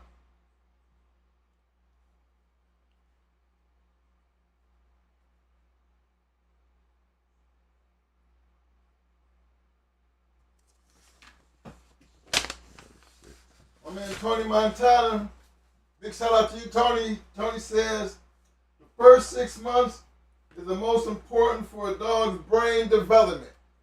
Yes, sir. Very true. You can do a whole lot with a dog in 6 months. They can affect them in the next 6 months in their preparation to whatever they get ready to do in their life.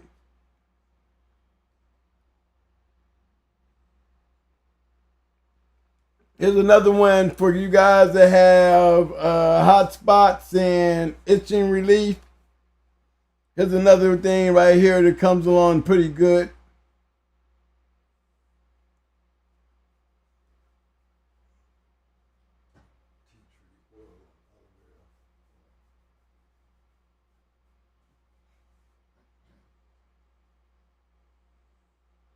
You know, that's something good to use for your hot spots.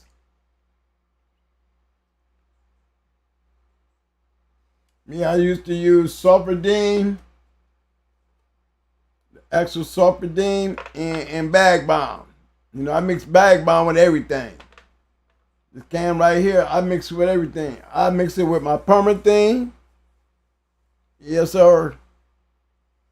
I mix that shit with some Permathene. I will mix that with some, I mix that with Permathene and put it around areas like if you're dealing with fleas. Take you some of that Permathene and put it right there around the areas like you say when you dip your dog. You know, you want to make sure that he's got to do it down and under. You just take a rag or something and kind of pour it over their head, but you want to get it around the ears, because fleas will hide around your ears. You know, they'll hide in those creases. They'll go down there and climb in your ear. You know, to get away from the shit. But I always use a bit of a Bag Balm mixed with some Permathene, and if I use it on wounds, I use my Bag Balm with my antibiotics. You know, and I mix it with a little Permathene to keep the flies out my wounds. Keep them flies off my shit. You know what I'm saying? So that's another good thing that right here, Bag Balm and Sulfadine is another good thing for hot spots. I think it treats the hot spots a lot faster and quicker, and it takes the aggravation of the dog, because hot spots really does bother dogs. You know what I'm saying, guys? Want to give a big shout out to my man, Big Brian, the house, the professor, Mr. Richard Garcia, aka Schoolboys in the Hills. What up, bro?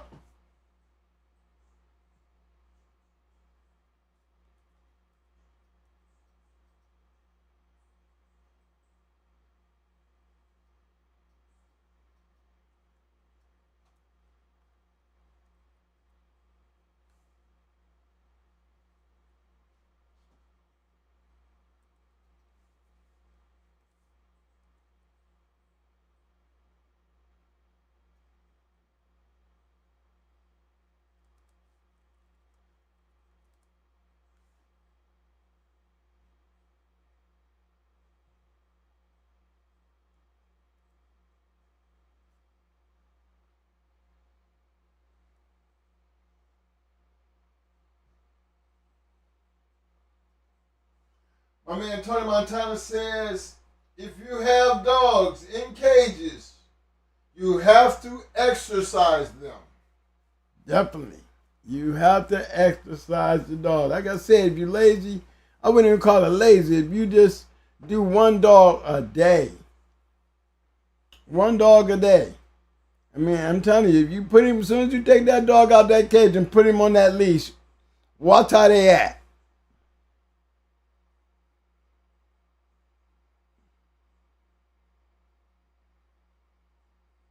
There's the serpentine, guys.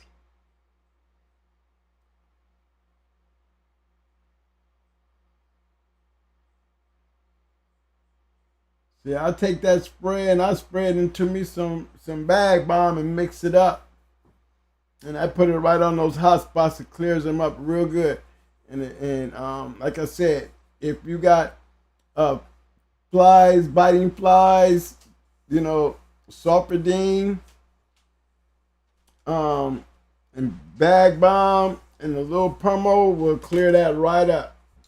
Mr. Garcia got one to use too for skin problems. Okay, we got a skin problem coming up. Good one. That's a good one.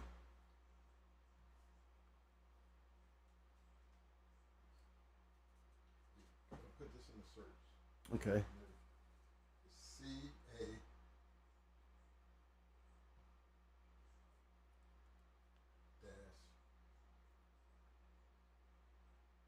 R-E-Z.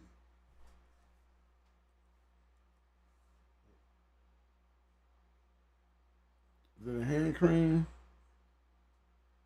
Yeah, something like that. And this here from Miss Schoolboy. That Schoolboy, I guess you gotta use, you got the cream and the wash.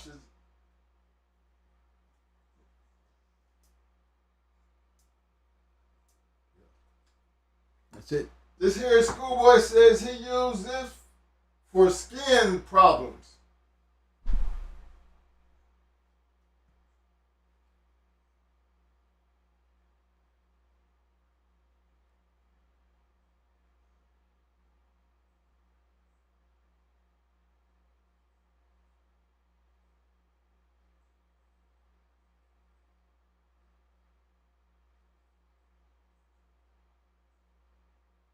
The non-greasy cream is specially formulated to protect and soothe skin. It works wonders for various skin conditions such as irritated by diaper rash, minor burns, scabbing, and itching, extremely dry skin.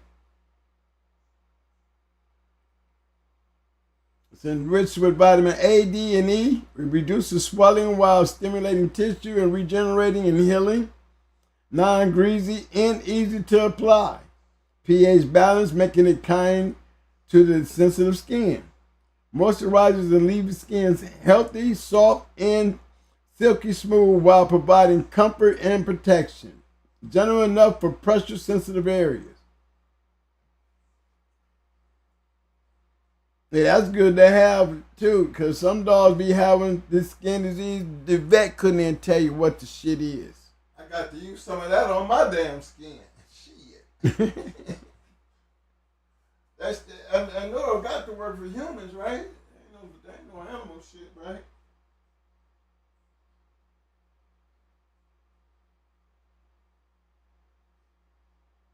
Mm-hmm.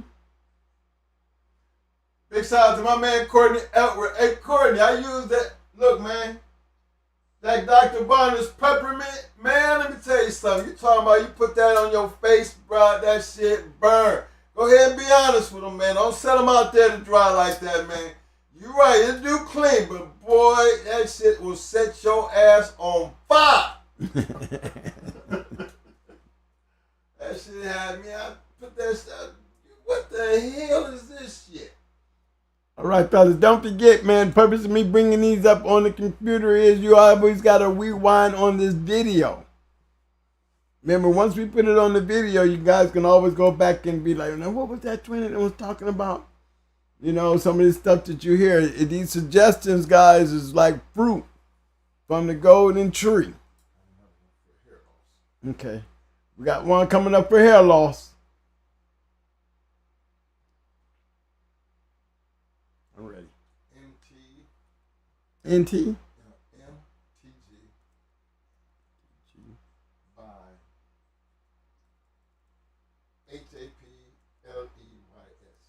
By H-A-T.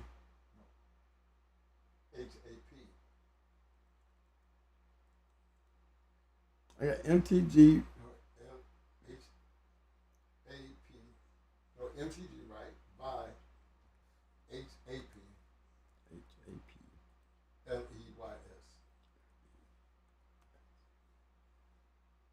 And this is for hair loss.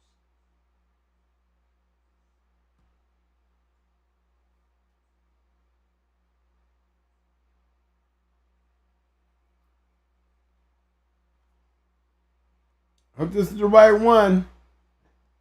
This is for hair loss. Put in by my man C. 3C's Kennel ADBA. Appreciate the love, fam. Sharpley's original MTG is a horse conditioner and detangler that can help treat and prevent skin conditions in horses. It also can help with hair growth, hair regrowth. Some conditions that Sharpley's original MTG can help with include rain rot, dew poisoning, scratches, mud fever, greasy heel, sweet itch, girth itch, itchy skin, dandruff, and tail rubbing.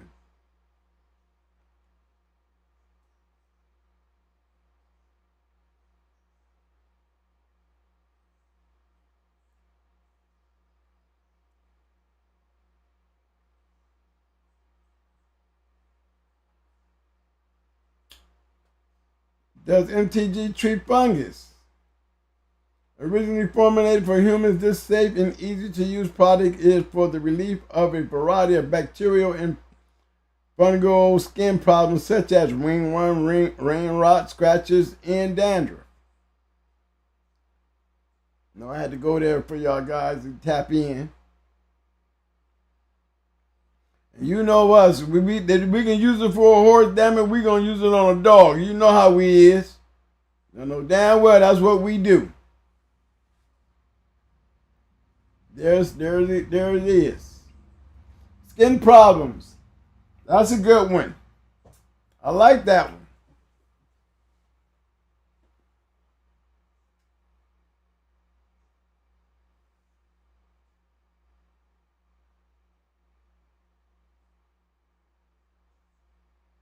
Y'all ever get them little spots on your dogs where they start looking like they got a little section on their skin? It look like it start losing hair and getting a little crusty, or you go down in there and you scrape it up, it look like it's got a little redness into it. I would be like, first thing I'm doing, I'm gonna grab this shit and put it on them. You know, we so quick to grab an antibiotics. It's not always antibiotics don't cure it. They do help. But this kind of little shit right here is just good to have. I want to give a big shout out to my man MB4 Fire, representing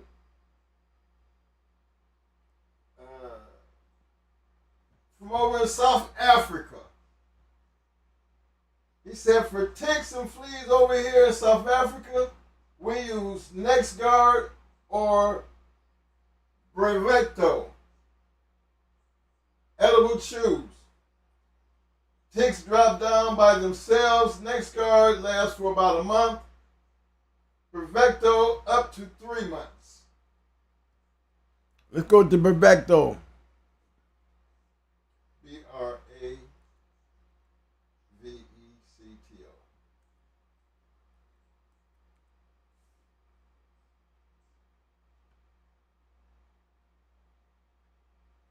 Here's the Perfecto.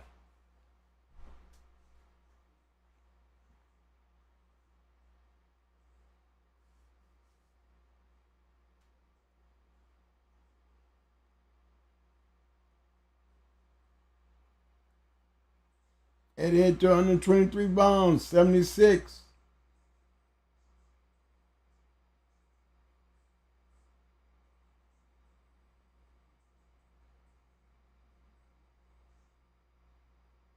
One month supply, 24.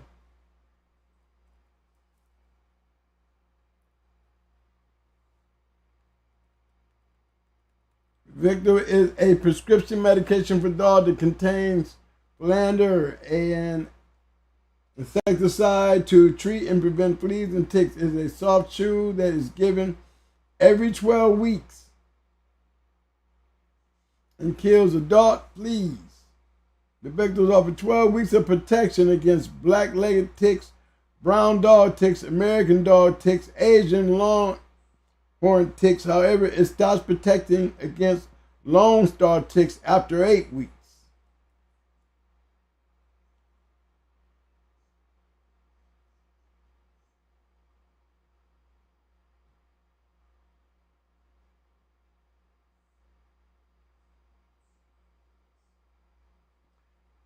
Ask him about the prescription. Did they have to get prescription over there where they at?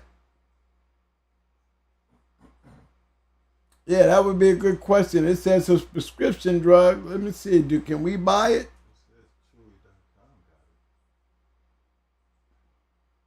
Okay, I sit over here with Chewy. I'm gonna go check and see if Chewy requiring a prescription on it.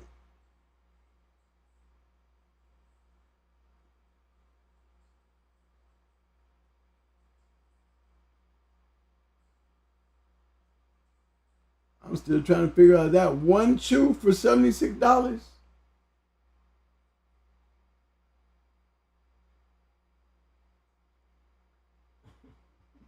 Yeah,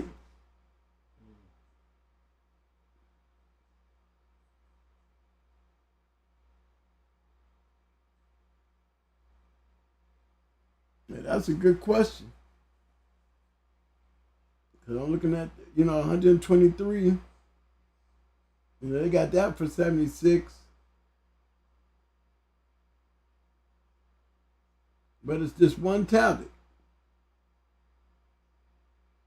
But that got to be some powerful shit there, y'all. 12 weeks, that's 3 months, right? Yeah.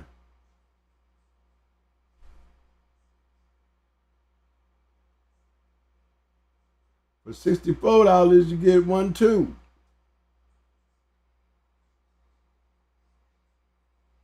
South Africa, tell me it's cheaper than that over there where you at.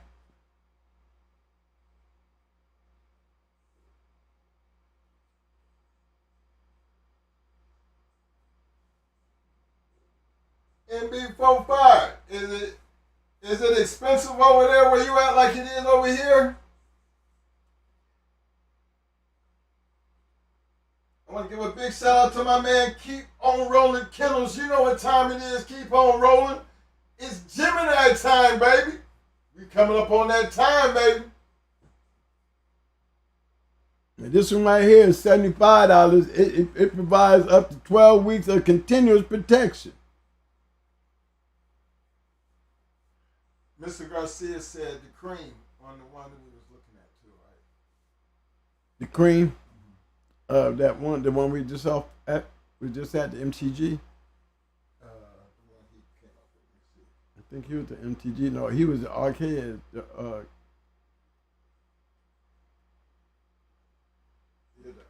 K-Rex. The K-Rex. The K-Rex Schoolboy said it's the cream you using, guys, not the spray. The cream. There's the cream right there. The skin cream. Just to bring note from the professor. The professor said use the cream.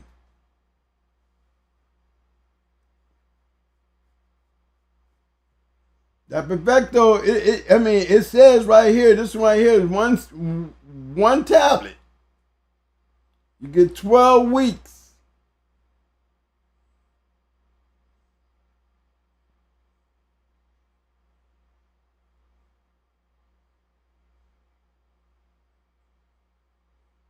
There's another one tablet. That one tablet is the one hit a splitter quitter.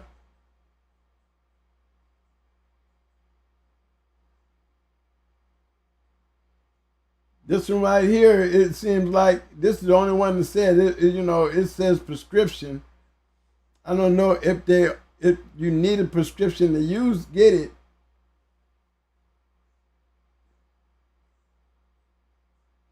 Can I get it without a vet prescription? Let's see what it say. It says available by prescription only.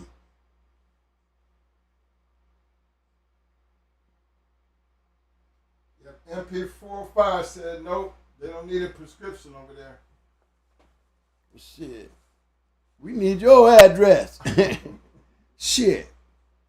Is it cost that much over there where you at too?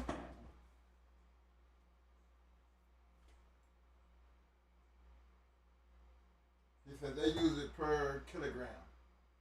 Oh, okay. Okay, I got one here where it says NexGard or Bravecto. So down, the choice ultimately comes down to your pet's specific needs and your preference.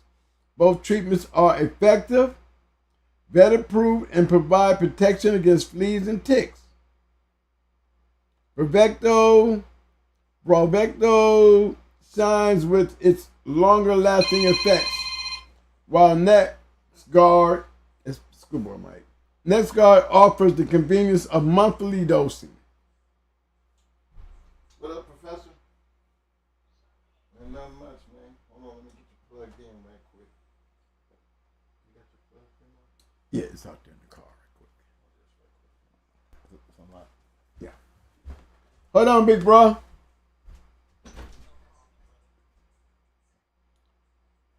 Now let's go look up NexGard to see what's the difference in cost though.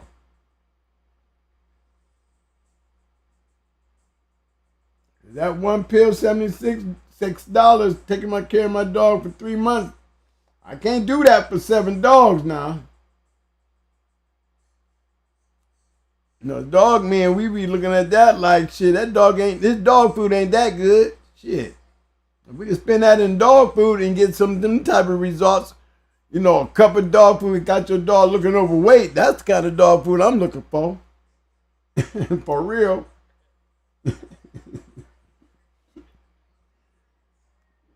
Okay. All right, we're going after the NexGard. We're gonna be bringing in Schoolboy as soon as Mike come back. We're gonna connect into the system, y'all. So hold your horses. He's coming. Here's the NexGard. NexGard seem to be a lot cheaper. Up I see these chewables.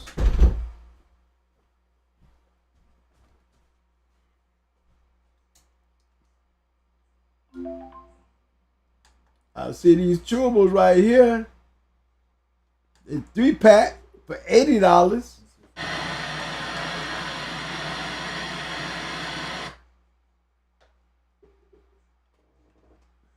There you go.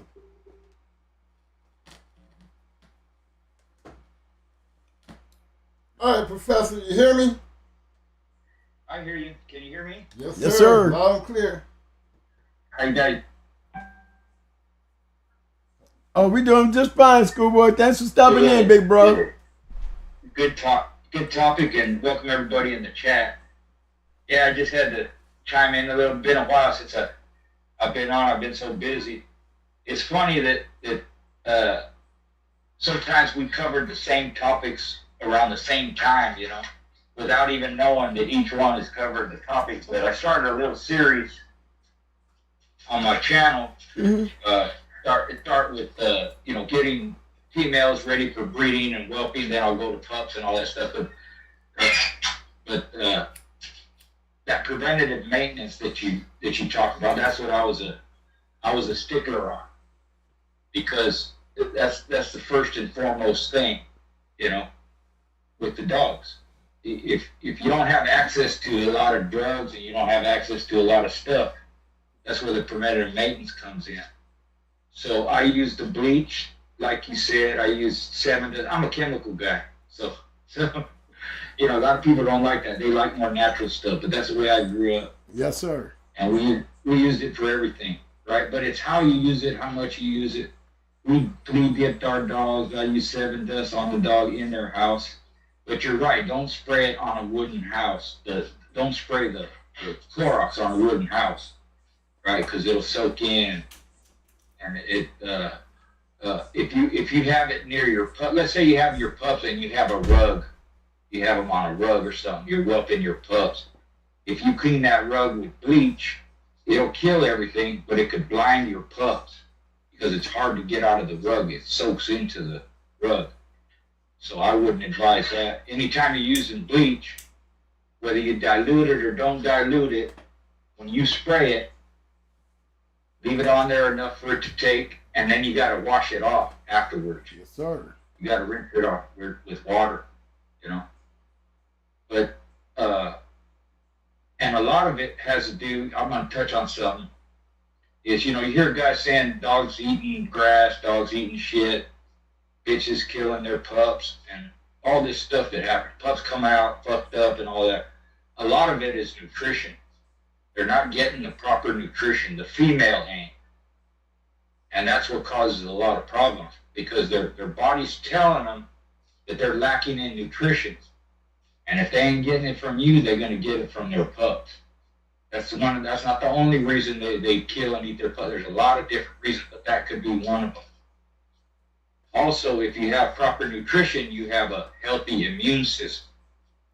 So when you're using chemicals, if you have a healthy immune system, it helps fight off whatever detriment that chemical could cause. But you got to use it properly, right dosages and all that. That Carez that I mentioned, it's used for incontinent people, meaning people that handicap or older people that wear diapers. And like you said, you don't like shit, that's what it's for. People that use them because it keeps their skin from getting, patches and sores and all that stuff. Especially the bed sores. I've used it for bed sores. I've used it for mange. I've used it for hot spots. And it doesn't kick in right away. It takes a week or two if you got like mange or you got hot spots, So it takes a little while, but that's one of the things I use. It's all natural ingredients. It's got aloe vera and vitamin A and all this stuff in it. But it's real effective because, incontinent people or people that lie in bed, and they don't turn them around and whatever, they get bed sores on them. And It'll take care of all that stuff. Yeah, them bed sores can eat holes into their body. I've seen some bad holes. It will. And that stuff, my buddy had a line of bully son dogs, heavily inbred bully son dogs, and they had skin problem around their neck, the collar. It would wear away the hair. They'd get it on their back, on their legs. And I told him to use it, and I used it. I took care of one of his dogs, and he started developing those same skin problems from that inbred bully son stuff. And it took that shit right away. It took a couple of weeks, but it cleans off everything, and the hair will grow back in that spot. That one pill you're talking about is $70 or $80. Right. That's expensive. Yes, it is. Yeah. It's for one dog, one dosage per dog. It's $70, $80. So I have another friend who uses it, but he gets it in Mexico, so it's only like $30 or $40, but it's still expensive. I mean, it works. Them fleas or whatever, they just fall off. They're dead, man. And it lasts 3 or 4 months. But still, if you got $60, imagine what the cost is just on that. It's not going to be feasible for us to have $60 and do that. We got to come up with another way. Yeah, and this guy does. He does that, man. So and sometimes they can get it wholesale from someone, so it's $20, But even that, man, if you got 2 times 6, $1,200 every 3-4 months, man.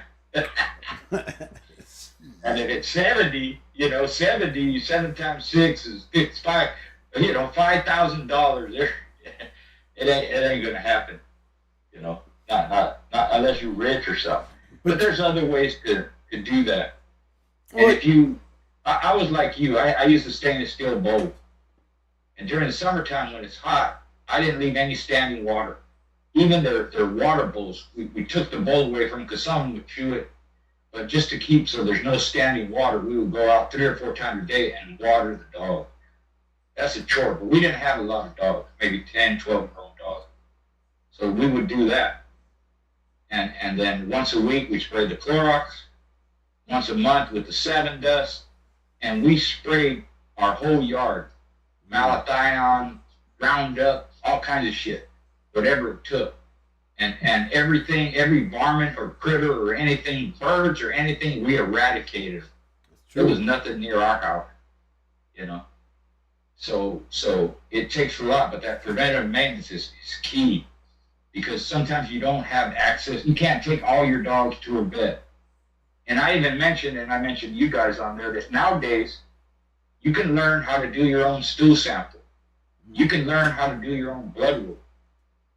You can learn how to test for different things. They have stuff on the market now. You can just buy it and learn. So you don't have, I had a friend who recently, and this is kind of cold-blooded, his cousin is a vet.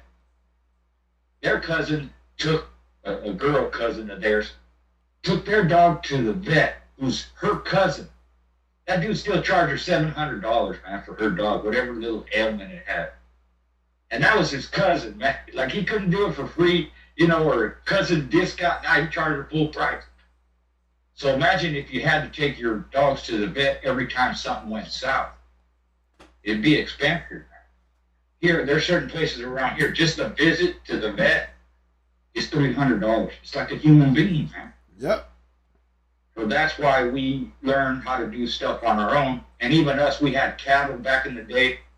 We did our own shit as much as we could without a vet. If we had to call a vet, we'd call them. But other than that, we dewormed them. We gave them their vaccination, just like you do the dogs. We castrated them, dehorned them, branded them, all that stuff ourselves. And the same with chickens. You got to delouse the chickens and all kinds of shit. But if you make your area clean, and especially with, females that you're going to breed, you need a clean area. You got to get rid of all the spiders, all the snakes, all the cockroaches and bugs and fleas and all kinds of shit. And you got to stay on it. Because if your bitch is not clean and their area is not clean, they roll around and stuff, they rub on stuff, they roll around in the puppy shit and all that. If you don't have a big enough area for the bitch to move around, well, that's where you get mastitis. It's an infection they get. You ain't gonna be having your puffs on the bitch after that. Right. So that's part of the preventative maintenance. Is how is a bitch gonna get mastitis? It doesn't come out of the air. How are they gonna get worms? It just doesn't happen like that.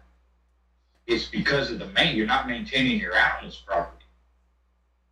And whatever it takes, even the females, like I had a spot. And we kept our females totally secluded when they were whelping pups. We didn't have them around other dogs. If it was in the summertime, I had a spot outside, like a little shed, where nothing was around them. If it was wintertime, we brought them inside, and they had their pups in our pantry. Because you don't want any adverse shit setting them off. They could hurt their pups. Mm-hmm. Jump on them, bite them, they'll get all worked up, Even when we bred our dogs, we brought them inside to breed. We didn't breed them out there in the heat because if it's too hot, it'll kill the sperm in the male and you'll miss a breeding. So there's a lot of stuff that you got to keep on top of, and I'm glad you're making this video today on all that. And like anything else, anything you want to try, and there's natural stuff you can use. You can use peppermint oil, and you can use that lean oil, and all kinds of shit. But you got to just test it, see what works, see what you like, see what you can afford. There's always something that you can buy or use, some home remedy. somebody in there put on the chat put they use burnt motor oil, whatever it was. People used to use that to keep your fucking bugs off. You know, it's an old remedy. You know, some people used to use sulfur. Sulfur can be toxic in large amounts, but in small amounts, it's not. Right. You can use it as an herbicide. You can use it as preventative for your bug. You can throw it under your dog's house. You know. And a lot of that stuff, like you said, you clean up and your area looks clean, but because they're in that change spot, they're rolling around, and that shit will get rolled under their house, and you won't see it for months. Now you got all kinds of parasites coming out of it, and then the stink and all that stuff. So we used to take our houses apart too. Take the top off, take all the straw out, replace the straw, move it out. You'll see there's worms and bugs. Mice and all kinds of shit under there because you know you don't think about it. It's like a refrigerator. Everybody pulled their refrigerator out at some point, and your whole kitchen could be clean, and your refrigerator underneath got all kinds of shit. You need to tell me that. And so you got to kind of think that way, and not just their area, but even the surrounding area. Right. If you have grass, cut your grass. If you want to leave it tall, spray the fucking grass with some kind of pesticide, herbicide, fungicide, because it collects. And the reason, you know, our dogs are susceptible to all that is because they're confined to that area. That's why you see cur dogs, that never happens to them. They run around all over the place and have 12 puppies, 13 puppies, eat shit out of the garbage. It's because they're able to move around. So they're not settled down in one place. Ours are settled down in one place. So anything that's there or near them can attract. You have birds in your trees and, oh, nice. Nah, man, they give them coccidia. Get rid of them fucking bird. That's what we used to do. Maybe now you can't. Maybe it's illegal or whatever, but we didn't have no bird, no chickens near them, nothing. Because all that stuff brings, especially cattle and horses, they bring all kinds of, you know, biting flies, ticks, and all kinds of stuff. So I thought it's a good topic that you brought up, and I just wanted to put my 2 cents in. Well, I got more. I need 4 cents now. Okay. Okay. Let's go back to the nutrition of the brew bitches. Enlighten us. Okay. Anybody who's had kids or had a relative that had kids, sometimes your wife or sister, girlfriend, aunt, whatever, they'll go to the doctor and they'll tell them they have they're anemic, or they have, it's called prenatal diabetes. Right. And it's just a nutritional thing. So with your females, if you're going to breed them, and the other thing too is if they're nutritionally sound and you give them regular exercise, they're going to come and eat on time. They're not going to miss heats. You don't have to give them shit to come and eat and force them in to eat. You write it down on the calendar. When they come and eat, 6 months later, they'll come again. That's part of their health. That's part of their nutrition. Some people even gave dogs prenatal vitamins. You know, you just cut it in half or quarter. You know, 1 pill for a woman, half a pill or a quarter pill for a dog, for a bitch. That's all it is. So, but they need those vitamins and minerals. So what we used to do is we always exercise them, right? And then I used the vitamin, mineral, trace element supplement. And then I gave them goat's milk for the calcium. I didn't use cow's milk because whole cow's milk can fuck up their pancreas, right? I had that happen with 2 dogs. They didn't produce enzyme to digest their food. So I had to feed them enzymes in their food the rest of their life. And the vet told me, don't give them whole cow's milk. Don't give them ice cream. You can give them cottage cheese and yogurt and butter because that's just solids. It's not the liquid in the milk, in the dairy. Right. But goat's milk is healthy. So I give them goat's milk. I give them some liver sometimes, and beef. And beef is red meat, so I use that, the liver and the beef for the iron and the B12.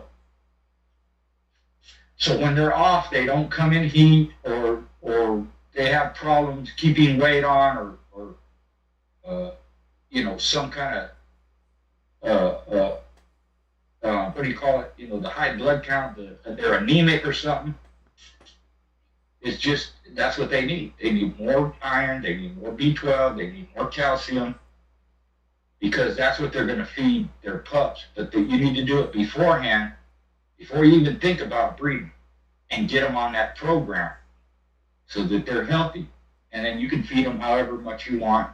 Even if you overfeed them a little bit, if you exercise them regularly, they're going to have, like they used to say back in the day, it's a healthy fat, rather than just a floppy laying around shit. But you can't have them too heavy, because that'll hamper their ability to pass the pups, and then they can't move around and take the bag off and all that stuff. So it's good to have them heavy. They need that. And they need a lot of water. The water is what produces milk. So you can put water in their feed. You can use beef broth and chicken broth. You could have water there all the time. But they need space to move around. And what we did outside, we used a great gondola. It's about 4 by 4 foot. So it's enough that she can have the pups and they can lay with her, all that stuff. But there's room for her to move around, get away from the pups. When they're sleeping, she can move 2 or 3 feet away. And they're not all bunched up. Because it's a stressful time, and anything can trigger them. There's certain things that trigger them. It can stress them out. And then, she could leave the box. It was an enclosed shed in the front of it with wire, and then I had a locking door that you could go in and out. It was open on one part, but the whole thing was enclosed. So she can get away from the pups if she needs to go to the bathroom. Because if they're enclosed like that, you got them in a kennel or you got them in whatever, down in your basement, they're going to shit right there where the pups are, or close to them. And then you got to be on top of that. And then the pups themselves. And then about 2 weeks, we deworm the pup, I deworm the bitch, and just like that. But it's that cleanliness you were talking about. Like you said, you didn't like shit, and I hated it too. One little nub out there, I go clean it up. Because that's what brings, not just the smell, but that's what brings flies and all that stuff. It don't take long for the fly. Once they're attracted, when you see a fly getting on shit, they're not just eating it, they're laying their eggs there too. How long does that take? 15 minutes, 10 minutes? It don't take long. It so don't. So that's kind of how we did ours, and then in my next video I'll go about whelping pups and then raising pups and all that. But it's so key to have that proper preventative maintenance. And it's a lot of work. And sometimes you don't have no help, but it's great if you do. Because there's always something that could happen. But with the females, I prefer them isolated. Even when we were breeding, I did AI breeding. We bring them inside. We had the female in one room, the male in the other. They didn't even see each other. You take the sperm out and go to the next room, put it in the female, they're done. But a lot of the problems they have is from malnutrition and stress. And you may be feeding them good, or you think you are, but they need extra, just like a woman needs extra food and extra vitamins and minerals, so do the dog, especially if you're going to breed them. And you should start before they start bleeding. If you're going to breed them. If you know you're going to breed them, and that's why it's important for them to come in on time, so a month out, they're going to come in, I'm going to start giving them extra shit. Because they have them hormonal changes and all kinds of shit happens. They get weird, You ever heard of a dog that come in heat every 90 days? No, but I've heard of the people saying that. My question would be, is it a real heat, or is it a false heat, or I don't know. I've heard of that happening, or somebody said they've heard of a dog coming in 3 times a year. I've never seen it. I've never had it happen. I've heard of it. I guess it could, but I'd have to do some research. I would do some research. Is it possible? I had one. Maybe in some. I had one, Okay. and I got one now. Right. Sassy girl was like that. Baby and her mama. She came in like clockwork every 90 days. Like clockwork. Right. So that's a family thing or breeding thing or whatever. Did you ever breed her back to back 90 days? Yes, I did. I did. I mean, you go Okay. pull up Sassy Girl. You look at all them breedings we made with her. Okay. Okay. Man, we made so many damn that- breedings yeah. because she came in heat Yeah. 4 times a year. Right. I got one Yeah. right now. Okay. She's like 18 months and she didn't have what, going on her 4th heat. Yeah. But her sister only had one. Yeah. Well, it's something in that blood then, or in that lineage, or in her, because it looks like they're passing it down. I Yeah. wouldn't look at it as a bad thing, No, I don't. but you know, I know. and Yes, they're I'm going sure to 2 years there's- old. Yeah. I'm sure there's some research done where you could look it up. Hey, can a dog come in or whatever every 90 days, or has that happened or whatever? I bet there's some info. There's a reason why that is. They'll tell you. Yeah, I mean, if you like that, man, that you can keep that in your blood. You know, you can have 2-3 litters a year.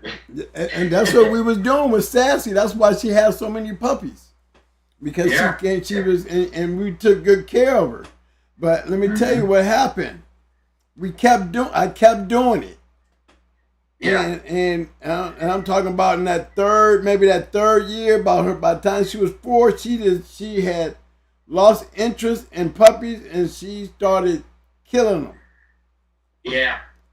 So, Yeah. you know, I knew then it was just way too much. So I stopped Yeah. breeding her, and when I got out of dogs, that's why they were able to continue going back to breeding her, because she continued to come in every 90 days. You know, because the man called me. He said, "Hey, man, did this dog come in heat? Is she's bleeding and she just came out of heat about 90 days ago?" I said, "You must be talking about Sassy."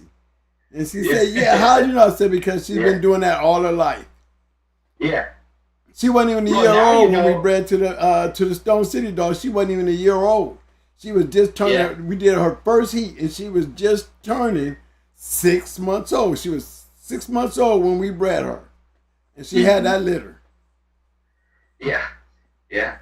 Well, you know, now you know, and you don't have to do that. But the good thing about it is you can time whenever it is you want to breed her. If you don't want to breed her in the wintertime, you just wait a couple of months for spring to come around. Exactly. You don't want to have a litter in the middle of summer, you just wait a month or two for fall. She'll come in So I here. would look at it. I would look at it that way. Shit, we can miss a heat or two, and we breed her when we want. We have the pups when we want them. Yep. Not when like a regular female come in twice a year. Oh yeah, she's So that's definitely the brood. that's how I She's would look at definitely, it. yes sir. She is definitely the brood bitch, because I'm telling you, man, I missed her last heat, and 90 days later she was right back in. This is her third Yeah. heat, Yeah. and she's not even 2 years Yeah. old. You got a just- little mate I had sister. one. There's only Yeah. and got a little mate sister that ain't been in here but once. Yeah. The sister took all the heats from her. Yes sir. The sister got all the heat. The other one don't get none. That's right. But she, I had one that came in only once a year, so I only got to breed her 3 times. And she died at 7 years old. She had an accident and died. I would have bred her again, but she only came in once a year, and she was regular that way.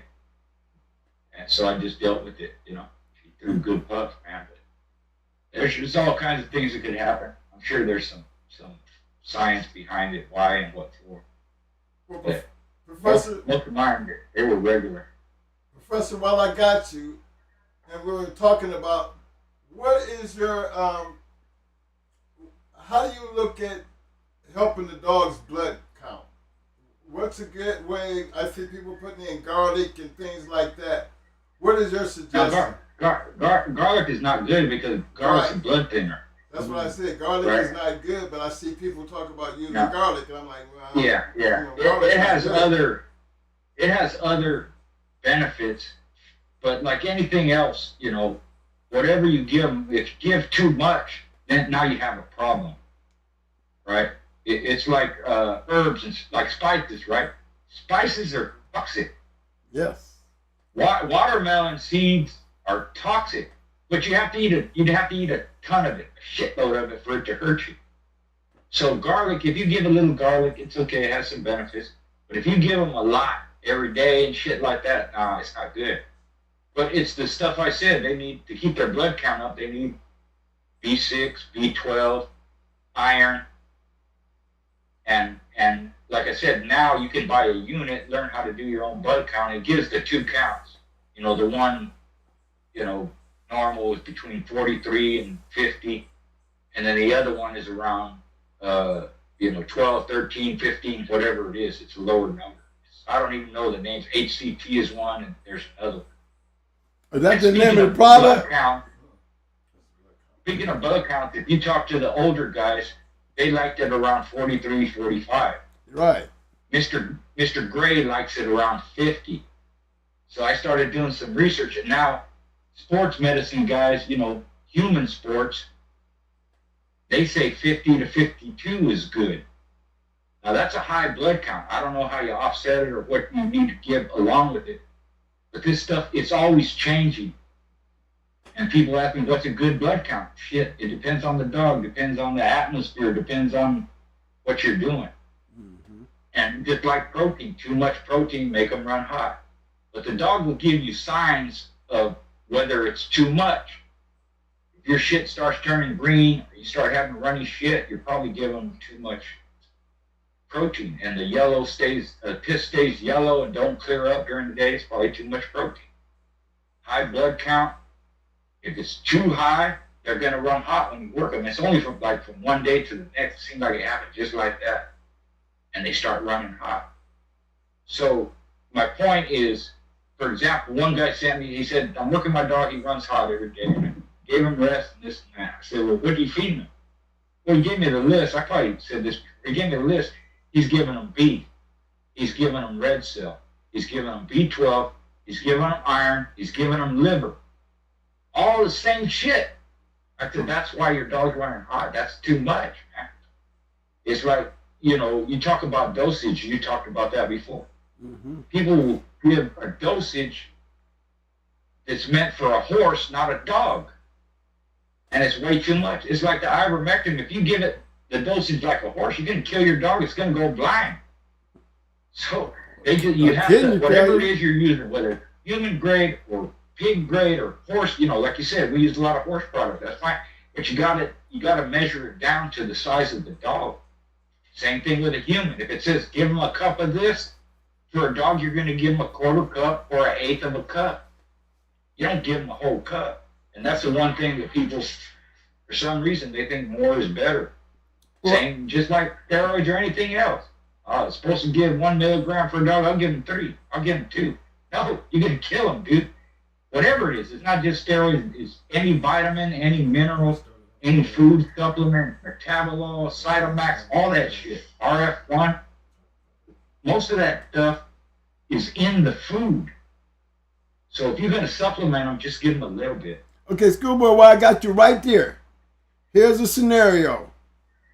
Last week before 10 days out, aren't you supposed to cut the protein? You're not supposed to be feeding your dog that same shit that you was using when you was working the dog. Am I correct? Well, a lot of people do that, yeah. They not only cut the protein, they'll increase the carbs. Right. And they'll not only cut the protein, they'll cut the supplements. But again, it's the amounts you're giving them. Okay, because that's what matters. I had a problem with the dogs running hot. Right. In the early part of the show, and I realized what was going on was, I'm thinking I was doing the right thing going into the final week while I'm resting, not changing too much of the feed, you know, because my weight is right, everything's right. I'm not making no adjustment, but the supplements I was still building on because I gave him that shot of roids that final week. You know what I'm saying? And was running hot. And never understood why until I started thinking back. What did I do different? Tell you what I did different. I was not working 10 days out. Right. And it was like you said, you know, the piss was staying dark. He always had, you know, his piss was always yellow. Pissing a lot, but it's yellow. The other thing was, you know, in the first few days of the, you know, everything was straight. Then you get down into like that 4 or 5 days out, and the shit is starting to get a little loose. Right. You know, and, Yeah. and you're trying to figure out, you know, especially after it happened twice. I said, there's something happening in my final week that's not working right. Right. And I came to the same conclusion as you did. You know what I'm saying? It's the protein, it's the intake. You know, Yeah. what I'm giving And these see, dogs. Here's the thing with that too, because my buddy had the same problem, right? And he figured out it was too much protein. But I told him, look, what happens is when you're giving them too much protein, right? It's not like you said, the effects of it show the last week or when you're peaking them, right? When you cut back on the work. Yep. But you were giving them too much protein from the beginning. And it doesn't show the effects till the end when you back off the work. But I would say through the whole keep you were giving them too much, and that's what I told my friend. It wasn't just the last week that fucked him up. You were giving too much of it during the early part when you first changed over his food to his keep feed. And the reason it doesn't show up is because you're putting that stress on them. You're working them. So they're using a lot of it up. Right. And when you back off on the work, now you see the effects of it. Whereas if you do it right, you give them the right amount of whatever, then there's no bad effects at the end of the keep. It's smooth like that. So it's not just the last week I was giving them too much. You were giving them too much the whole keep. It doesn't show up till the last week when you back off on the work. And at that point, it's hard to change. You would almost just have to give them a little bit, or I would use fish the last week. Sure, I was fish giving is the cleaner right. protein, but fish has less protein. Chicken has more protein than beef. Beef has more protein than fish. Fish has less protein than beef, chicken, lamb, rabbit, whatever. It's not that much protein. It's just people like it because it's a clean protein. And if you use mackerel or salmon, you have the fat content with it. Yeah. But it's not high in protein. Okay, I got a question for you. While you're Yeah. still on that. So, giving the dog chicken, you know, beef, and jack mackerel. Would you say that's Right. too much protein? Yeah. Yeah, it's too much. And the amounts, right? Yeah, I'm talking Yeah. about average Yeah. 50 grams, Yeah. 75 Yeah. grams of each. You know what I'm saying? Yeah. And most people, it's 8 ounces, half a pound, right? Well, if you give them a half a pound chicken, half a pound beef, half a pound fish, it's way too much. Never was a half a So- pound. That's 200 something, 200 something grams. But I would say about 100 grams of chicken, 75 grams of beef, Yeah. and And you were you giving it all the same time? yes. Yeah, you should have staggered it. You could stagger it. On top of the dry, high protein Yeah, dry. on top of the dryer. Yeah, on top of the good dry thing with the and the yeah. supplements. Don't forget, I'm still giving the supplements too. yeah. But when you start Okay, working it, listen. you don't never notice it. You know what I'm saying? The keep Right. itself, they're looking nice.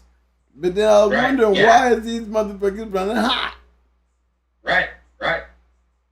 But that's why I realized that It- maybe it's too much protein because it only happens when I stop the Yeah. work.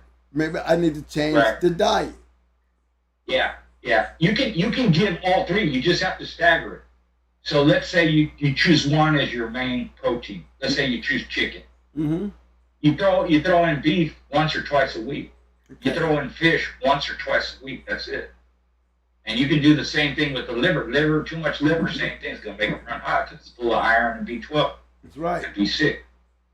So you can stagger that, or you can give them just a little bit. You can give them an ounce a day of liver. That's it. Just a little tiny bit. Or you can give them 3-4 ounces once a week.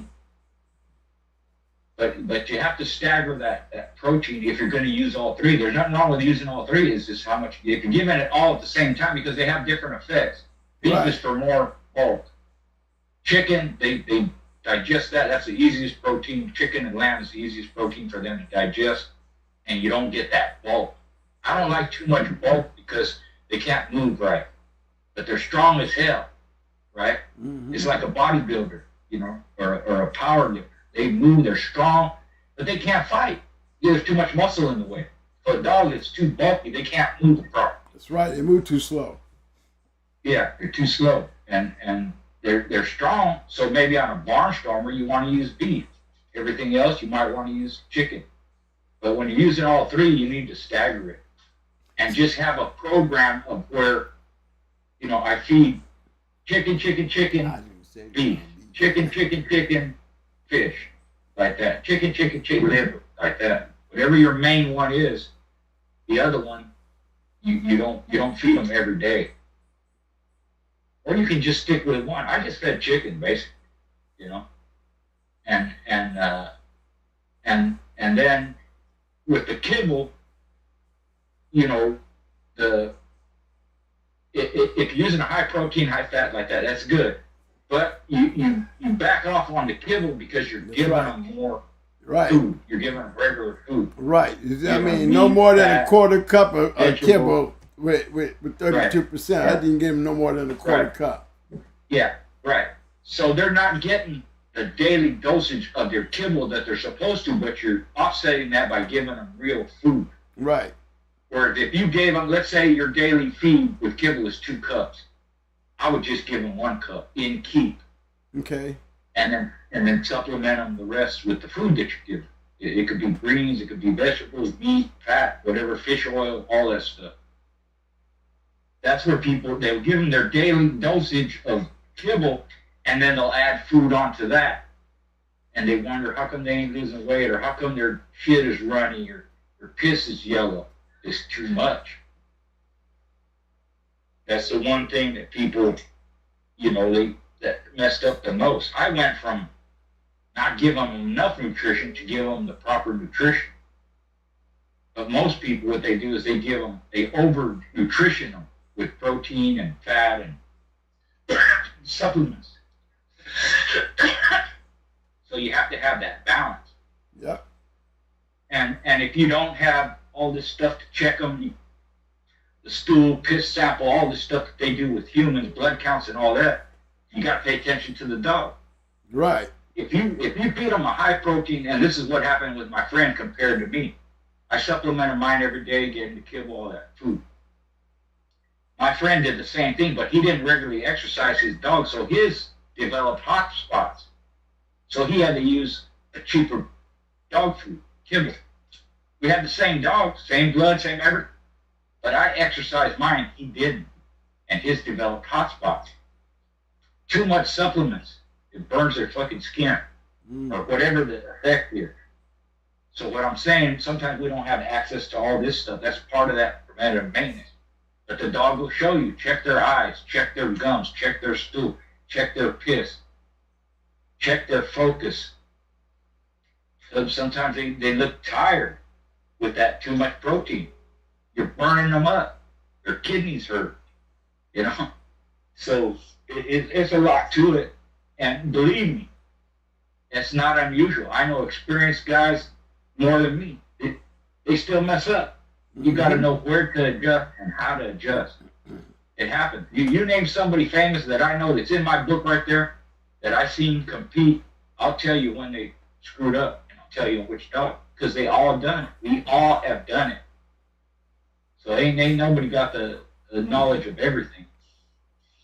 And if you're using a new product, you got to test it. And not just one time, you got to test it over time. And me, if I was testing something, adding something new food, whatever it is, I give them 3 months to see the effects. Because it could be some adverse thing that develops over time. So while we on still going through this routine, you said there's kits out there where guys can do their own blood work without having to take their dogs to the vet and stuff like that. Do you know anything by off the top of your head that we can pull up to sneaky and take a peek at? Because that's going to be a major question everybody's going to be asking me. Can I get Schoolboy number? Can you get him Schoolboy? Where can I do this at? Yeah. I'm not sure. Let me see if I have it on here. My buddy sent it to me. Okay. Take your time. Yeah. And while you're doing that, I would look up, while we're doing this, I would look up home blood work test kit, something like that, and see if it pops up. Okay. Yeah, I don't have it here no more. I erased it.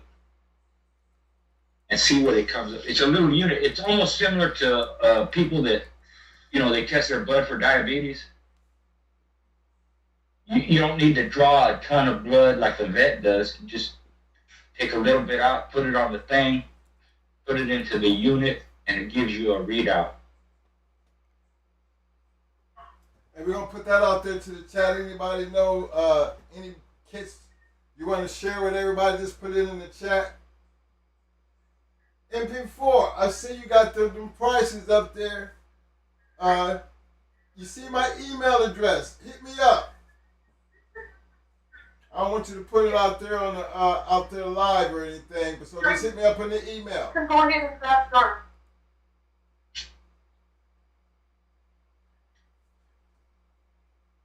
Hey, are you on the phone? Yeah. Let's see, test kits. I got something here, Schoolboy. Yeah. See, you can use a handheld device to monitor your dog's blood glucose level. Okay, that's like diabetes. Right. We want to do blood. We want to do HTC. You want to do ACT? Yeah, ACT. And there's two of them that do on there, but look up HCT test kit, home test kit or something like that. HCT.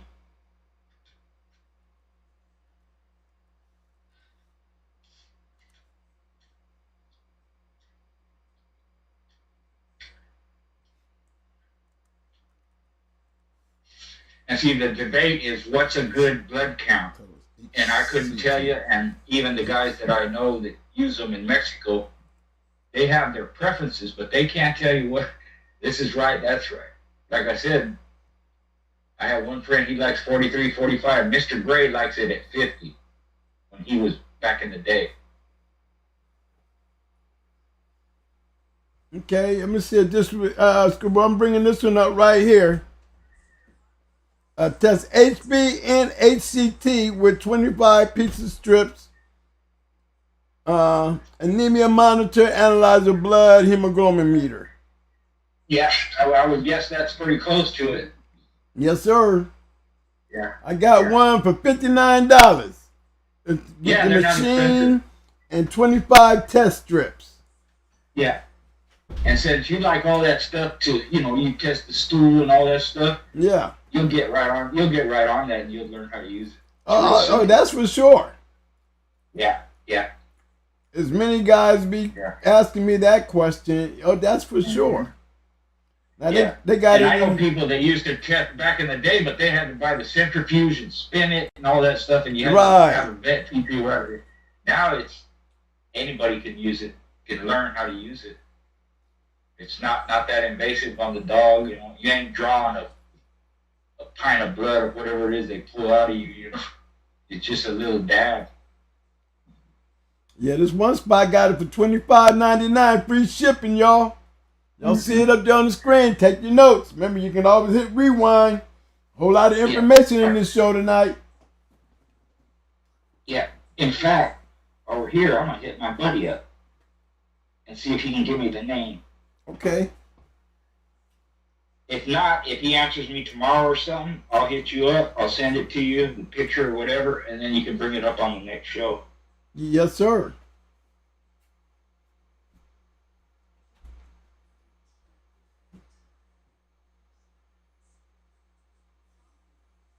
Yeah. So there's a lot of stuff, man. that you can do. And, you know, like I said, we didn't have that luxury, but if you know dogs, you can tell when something's off. Yeah. And then it's just a matter of figuring out what it is. And if the dog's running hot, it could be he's overworked, he's tired, he ain't getting enough rest. It could be too much iron. It could be their blood count is too high. It could be too much protein. I think mine was protein because everything else was you know when you're working a dog and you know what to look for when they're working. Yeah. But then when they're and not working, if your stool is runny like you said, and the piss is kind of dark like you said, that's what I would guess. It's the protein. yeah, because it started looking like ice cream. It was looking like ice cream that final week, and no, that's supposed to be hard. Right. And sometimes it'll come out green.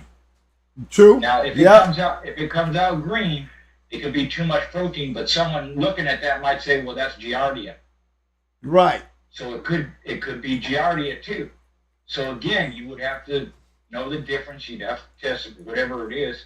But you can if test you're that. working a dog and it comes like that, it's probably the protein. Right, but you can test Giardia in the microscope as well. You can take a sample and actually see it. Go. You already have that knowledge.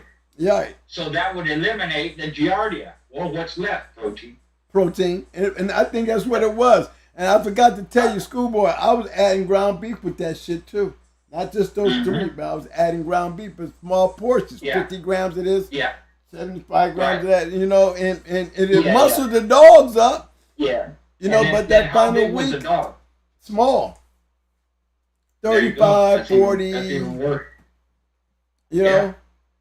But I never seen it in the workout. I'm only getting these issues. I was only getting these issues after the fact. What's causing this when I haven't seen this? He didn't see it in the workout. He saw it when he backed off on the work, started feeding the dog. That's when it showed up. Yep. And that's why I say it's not like from one day to the next that you were giving too much protein, or it shows up because you back off on the work, but you were giving them too much way before that. Yeah. Through the whole keep, it was too much. But the fact that you're working them, it's like if the blood count's too high, let's say you're giving too much liver, too much iron, too much B12, that stress will burn that. But when you back off, now you have a high blood count, and your dog will start running hot when you walk him out. Just walk him out to empty. You're walking him a quarter mile, half a mile, that motherfucker got his mouth open, breathing heavy. It don't show up till you back off on the work. But it's been built up so much that's when you see it. So it's not just I have to back off on the protein. It's I have to back off way early in the keep. I got to get the diet right early in the keep. Well, I'm gonna get one of these kits, guys. We're gonna probably come on the show and play with it. Yeah. And do it, play with it with your dog too. Yeah, that's what I'm talking about. Test them early in the morning. Mm-hmm. Test them in the evening before you do your workout. Test them after the workout because it's gonna adjust. After the workout, the blood count's probably going to be lower than it was before the workout because you put that stress on. But that don't mean it's a bad blood count. It's just the effect of that workout. So if you do that several days in a row, you'll have an idea where the blood count's going to fall. Got you. And again, it's how many opinions. It's like the feed. What's the best feed? And people ask me, what's the best feed? What's the best tool to use condition? I tell them there ain't no best. Nope. You got to find out what works. You can do anything. You can feed them anything. Because if you think about it, worldwide, people have pit bulls. And we know they condition in Russia and the Philippines, all these places, right? They don't feed the same shit we do. So how are they getting their dogs in shape if they're feeding them fish here and they're feeding them, lizards there and fucking whatever they feed them? It's protein. So you have to get the amounts right. And any good source of protein is good. Some people use deer, some people use rabbits and all that. Those are lean protein, so you got to add more fat to it.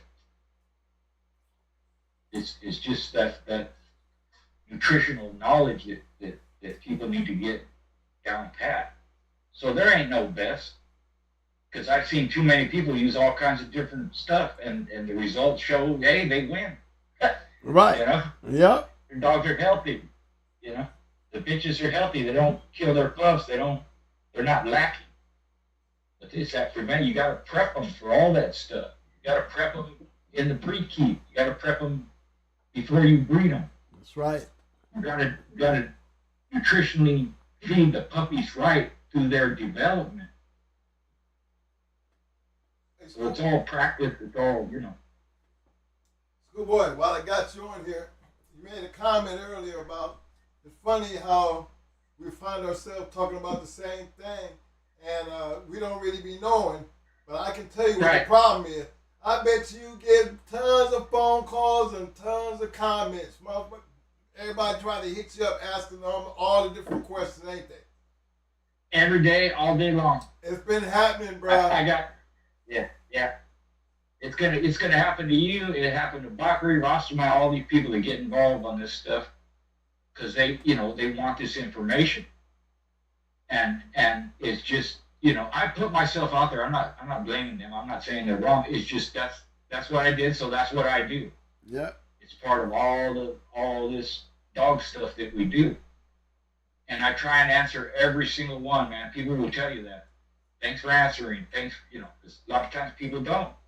Yeah. It's just my upbringing, man. I got to answer them, even if it's thank you, yes, thumbs up, something.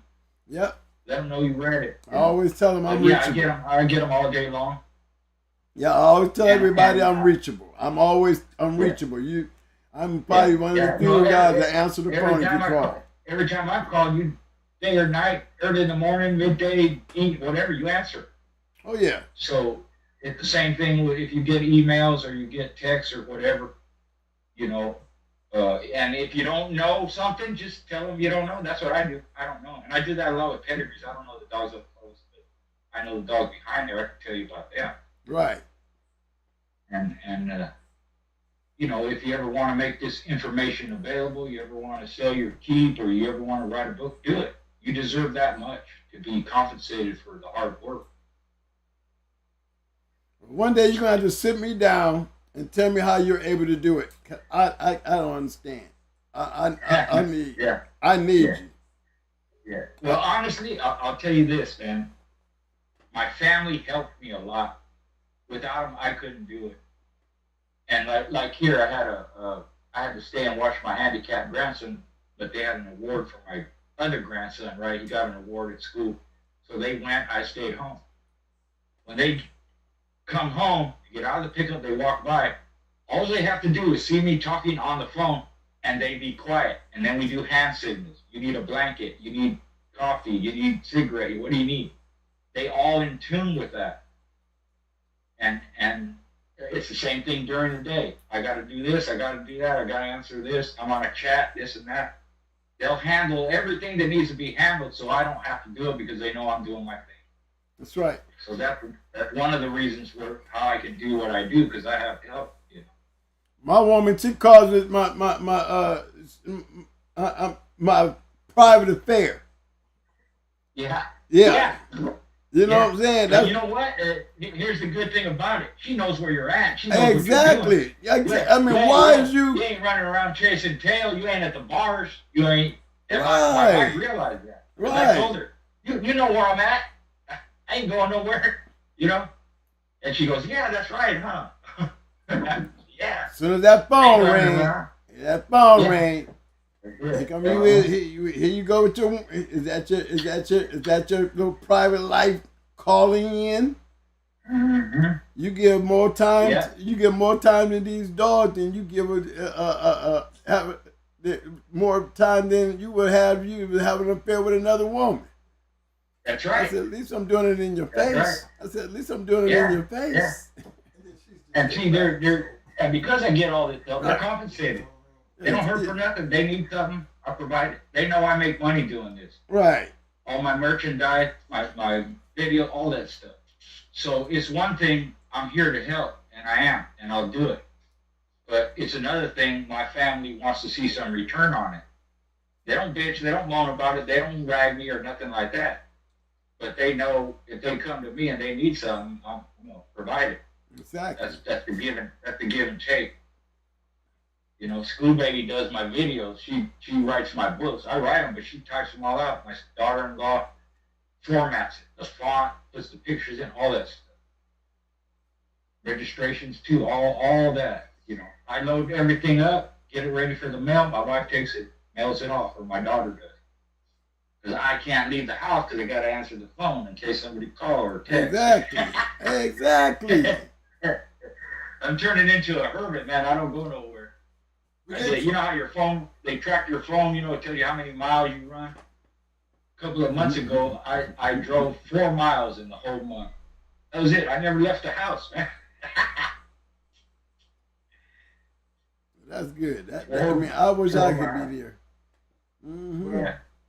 But, it's just, I don't know if it's, sometimes it's topics that come around, so I may hear it, you may hear it, this, that, and then we do a video. Or it's just the timing or whatever it is. But that happens a lot. I notice that happens a lot. Hey, man, we're talking about the same stuff. That's why when I tuned in today, I was, oh, man, I just made a video about that, Well, I'm glad you did, because you came right in helping me out right off the back. And thanks to the chat room, y'all suggestions and input, I love to see that interactive. Me too. And because you're live and all that, and even if you weren't live, you could still do it. You post up all that information online. You tell them where to get it. The people give you suggestions. You put their stuff. It's all interactive, You need descriptions for. And that works out good for everybody, because like I said, they can always do rewind. What's that? I said they can always use rewind to get the refresh it. So that's gonna always be out there. Yeah. In fact, my daughter, School Baby, she's setting up a list, right, for my videos. It's a playlist or some stuff. Anyways, you put a topic, and then you have the videos under that topic. So rather than people going to my channel and scrolling, trying to find a video, they just go to the playlist, look at the heading, see if the video's on it, and they just go boom, and it goes right to the video. So she's doing that now. Make it a lot easier where they can go back and choose whatever video they want to watch or rewatch or something they missed, and it's right there. You don't have to go search for it, Hey, tell School Baby, I just figured out that's what that was for. There you go.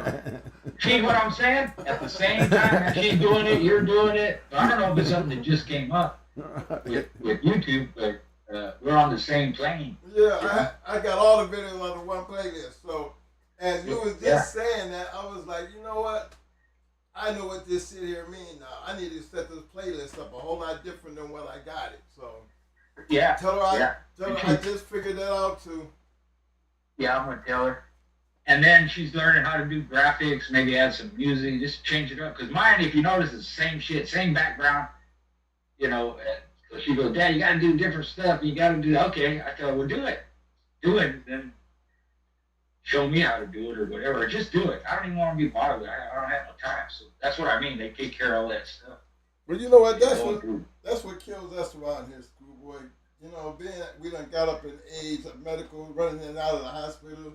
It's almost like everything is the same. But, even we can't let that be an excuse. Now, you notice we don't use, our format is a little different than everybody else because you see us. You know what I'm saying? Right. So our whole setup is different. But I'm trying to learn how to incorporate that because I like the other way because I can bring in more people because of the interaction. Because we don't never get nobody to call in. But I go to other shows and I see everybody hitting that link, and whether they got something to say or not, they still can get up there and say their piece. So I think that's why we want to kind of incorporate this, but we're on the way out too. Yeah. That's why another one of the reasons why I be like, well, you really want to be on the way out, we're going to be on the way out now. I'm not trying to incorporate shit if we're going to be getting the hell up out of here. You know what I'm saying? Because every time, when it gets older, you get older and you got so much going on. Like you got family over there. Well, Right. me and him, we got each other, but then again, we got two different problems and two households that we have to deal with because I deal with a wife that got cancer. He's dealing with a major heart issue. So, and then on top of that, we still got to feed our families and take care of homes. So That's right. Still got to work. So it's a lot of it, like you said, we're older. We don't know that technical stuff. The younger guy, and it's kind of a trade-off. And I'm not meaning to insult anybody, but the younger people, they know the graphic, they know how to do all the online stuff and all that technical shit, but they don't have the same content we have. Exactly. We have more content because we've been doing it longer, and we have more information and more experience, but we don't know the technical side. Right. So at some point, maybe it'll come together, or it just stay like that. I think when you're in front of the camera, it's more personable, right? Instead of just having, a bunch of colors and this and that. And it's neat to see if you can post some pictures, some dogs working or whatever, like some of these people do. It's different, But people really like to see who they're talking to. I mean, even when I do my interviews, it's just me there in front of the camera. They hear the voice of the other person, but it's just me. But I get good feedback from it. Because I thought, well, maybe I'll just stay off camera, this and that, and I put it out there, suggested, and people go, no, we want you in front of the camera. Okay, I'll stay in front of the camera, just sitting there. Okay. I didn't want you to know. I said, well, Schoolboy, every time I see your interviews, you're in front of the camera. So I don't understand. Yeah, you got to, because people would like to see who's talking. Right. You get a better understanding of what they're saying because you see the emotion, you see, the passion actually talking, right? And sometimes, when you're looking, you can read what people are saying. Whereas if you're off camera and they're just hearing it, they're going to miss some of the words, or they're going to mistake some words for others. And they do that in entertainment. They do that with musicians and all that. That's why they put close-ups on the people, so you can match the voice with the lips moving, and it helps you understand what they're saying, so you don't misinterpret or miss a word. Basically, that's why they do it. That's why they have the close-up like that. It's for the emotion too, but you want to see the people talk, actually move their mouth. I think you guys are doing good, man. I missed the last few ones. You had some good topics. I just missed them because I was too busy doing all this stuff. But I thought it was a good topic. And like I said, we're kind of doing it at the same time. I just want to put a couple of 2 cents in. Well, just go ahead and admit it. You don't went viral now. You're a little bit too big for us. Never, brother, never. I'll always go up, All right, well, I'm I'm doing stuff on other chat with different breeds of dogs because, like I said before, the breeding is across the board. So it don't matter if you got Borbals or Carne Corso or Mals or chickens or horses. The breeding techniques with some variations because with different species you have different things, right? The feeding, all like that. So true. But the breeding stuff, it's the same, dude. And I've researched enough, and I got information going back to the 1930s on breeding, animal husbandry, all that stuff that we used to do, and you used to do, paying attention to your dog and how you raise them and how you feed them. Now they call that epigenetics. But they just put a word to what we already were doing. We didn't have a name for it. This is the way we do it. And you got to have the area clean, and you got to feed them right, and you got to exercise them and do all this stuff and vaccinate them and blah, and their housing and all this stuff. Well, now they have a scientific name for it, but we've been doing it for years. It's true. That's true. Well, big bro, I really appreciate you stopping by. I follow you everywhere. Everywhere you go. That's all I'm saying. Yeah, you're a little bit too big for us now, but I'm glad to see you still stopping through and everything. I appreciate it. Showing the love. But thank you, brother. Yeah, I'm gonna split. I got Screw Baby in my ear. She wants to do some technical stuff that I don't know about. I gotta get this video up. She wants to put some pictures or something. Have like an intro, Okay. And it's interesting. It's better that way. But I'm gonna split. Thanks for having me on again. Keep rolling. Keep doing what you're doing. And I'm always thinking about you.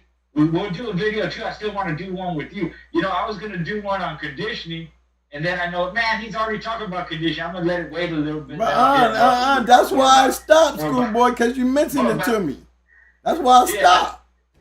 Yeah. You know, we ain't got we got further damn pre-key. The pre-key, right. Never got into the conditioning part because he was waiting on you. Because I saw your thing, and I'm like, well, shoot, wait a minute. No. Yeah, well, maybe I'll hit you up this weekend or in a few days, and I'll try to figure out some stuff that we haven't covered before. Right. Different, you know, that has to do with conditioning. But what's a good time to call? Schoolboy, you got the presidential number, man. You already know.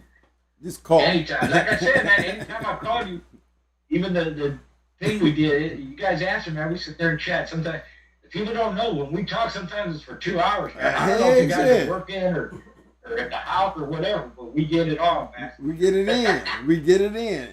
Everything stops. I mean, because I'm doing what I love. Yeah. I love talking to you. That's what I meant. We get it in, not get it on. That's different, huh? Right, we get it in because that's what I mean. I love talking to you. Yeah. There's so much to talk about, and literally, we've been on there for 2 or 3 hours, man. Yeah, literally. And don't even notice it. The time don't even matter. Don't even notice enjoying each other. And I mean, I really appreciate you. Every time you stop in on the show, it's always been a privilege. Brother. I mean, like Mike said, you getting too big for the outer skirts, but you know, I still got that presidential. I got that card. I can swipe my card and get into the office. That's right. We got the direct line. You know, you yes, can call me sir. anytime. I'll answer. Always but will. I'll hit you up in a few days. Salute to the chat. Thanks for everybody joining in and keep rolling, brothers. I'm out. Always, big bro. Thank you. Big shout out to Schoolboy, everybody. You know, hands up. You know, Mike, you ain't go through that muscle thing, man. You already know when Schoolboy get on there, man. We be real picky about that because the man deserves the utmost with the love that he put out here and the information will come along with it, man. You can't ask for a better dog, man. And that's on some real. Highly appreciative over here. We highly appreciate him over here. So, to show that love and appreciation, again, big shout out to the Shark Tank. Yes, good show, guys. Keep doing what y'all doing, Shark Tank. Love it. Big shout out to all my people on the back street showing the love. Definitely want to thank everybody who took the poll tonight.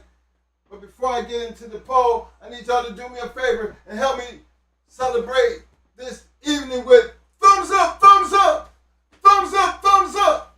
Muscles, muscles, muscles.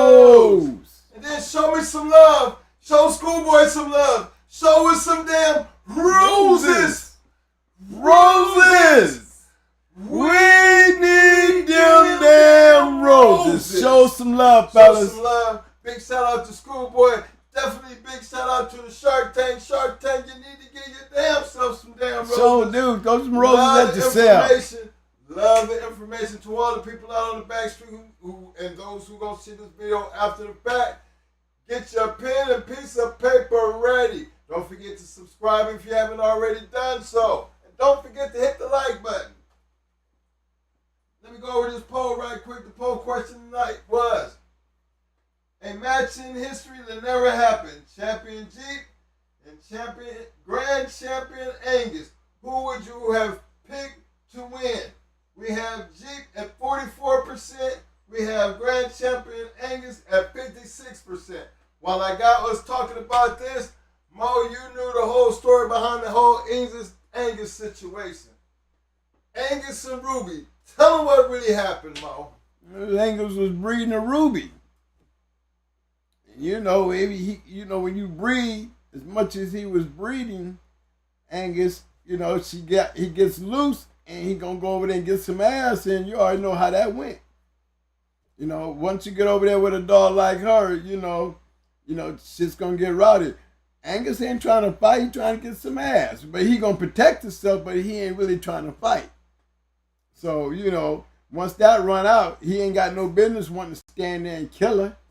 He went on about his damn business. He ain't getting no ass. She ain't letting him get nothing. It's kind of rough over here right now, but his mind was mindset on that. I'm pretty sure Angus' mindset was not on fighting. That's for damn sure. But not when you killing some of the dogs that I didn't see him. We didn't see in his career that he beat. You know what I'm saying? I'm almost positive to that.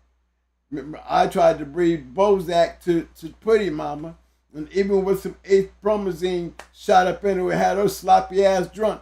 She didn't act right. She was really acting crazy once she became a drunk crazy bitch, because now she's flipping over in the thing. Even though we got him bred, he worked so hard that we didn't even get a chance to breed no second or third time.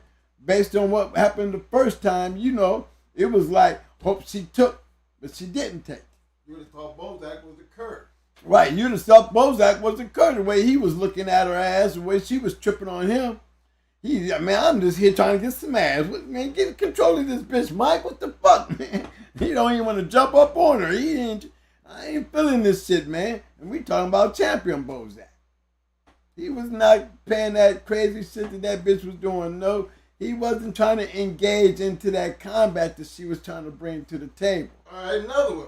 Brady, the Brat, and Mayday. Mayday, another one. Mayday didn't have a mask. No, Mayday didn't have his muzzle on, but if you look at them pictures, look how he had Brat. He had Brat tied up and muzzled up, duct taped up, and tied up. So, because she ain't having that. Now, I'm pretty sure Mayday, he was trying to get the ass. Now, whether she's snapping and trying to hit Mayday ass, and Mayday ain't trying to see none of that shit. Bitch, turn over. I'm trying to get this booty. You know what I'm saying? It doesn't make Mayday occur. It didn't make Bozak occur. So why you think it's going to make Angus occur? Because he's going through the same situation. It's all about that breeding. And as a matter of information, let me tell y'all this. If you got good prospects back in the day, that was one of the main things that we tried not to do. And that was breeding our match dogs. Now, we did breed Buck Rogers, but Buck Rogers was a 2-time winner when we started. We already figured his mindset was all good. We could have waited for number 3. We could have waited to get that number 3 out the way. Thank God we didn't. But after number 2, you see me breeding. He barely healed up, and you see me putting him on shit, knowing he still got roids in him, knowing all this was going on. But remember, I'm going on the floor. I'm not going in there as Dr. Doolittle. I'm doing things on just the thought of, hey, let's get this out the way while we got the opportunity, because we already seen what happened to Brat and Pretty Mama. We couldn't get shit out of them. We got 1 out of Beetlejuice, and we finally got 2 litters out of Brat. That was basically it. With all them such a career, two great dogs. But because the way I raised them and what I was doing with them, I was never trying to be, Floyd Boudreaux or James Crenshaw, being a big, great kennel and being, and still matching dogs and breeding shit. It just, I never got to that point right there where I had all that, going right. It started coming together in the end, but I had lost so much and then it was time for me to go, trying to save a home, okay? But definitely good information that we got in tonight. I like the way the Shark Tank was. I really appreciate that. Hey, fellas, there's one thing that we didn't talk about that I want you guys to think about our next show. Babesia. What are you doing in 2024 with the doggy AIDS? That's what we call Babesia, doggy AIDS. It fucks with the blood. If you don't even know your dog got it, you think your dog got worms and all that shit. And it's Babesia. It's doggy AIDS. You can pick it up from any dog that you come in contact with, as far as any kind of fluid transition, blood, anything. Your dog is. I lost several dogs to that shit. I was just wondering what you guys are dealing with, how y'all dealing with Babesia in 2024. Any suggestions? Any ideas? Any medicine? I mean, we need your input. So I'm gonna be open for input on Friday. And we're gonna step into the water of Babesia, because that's almost like the coronavirus in dogs. And what you gonna do? Do a beat visa test every time you go out there and put your dog around some other shit? You know what I mean? But it's a real good, important subject to have and be looking for a lot of input for those who might have information to help us out with. So thank y'all for coming out here this Tuesday, Talk Shit Tuesday. It was a good night, a lot of information, informative information for the chat room, schoolboy, and with my little 2 cents threw in. You know what I'm saying? Y'all played a major factor in producing a good show today, and I thank all of you. Always gonna appreciate you.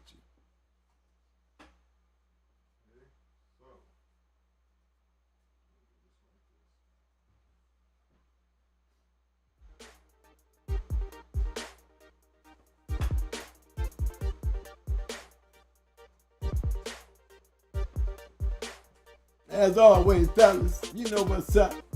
That time. I'd like to send a big shout out to my oldest daughter. We call her Relly Rail, Sherelle. Dad, see you out there. Dad, see you out there. You know, big shout out to the family, the grandkids.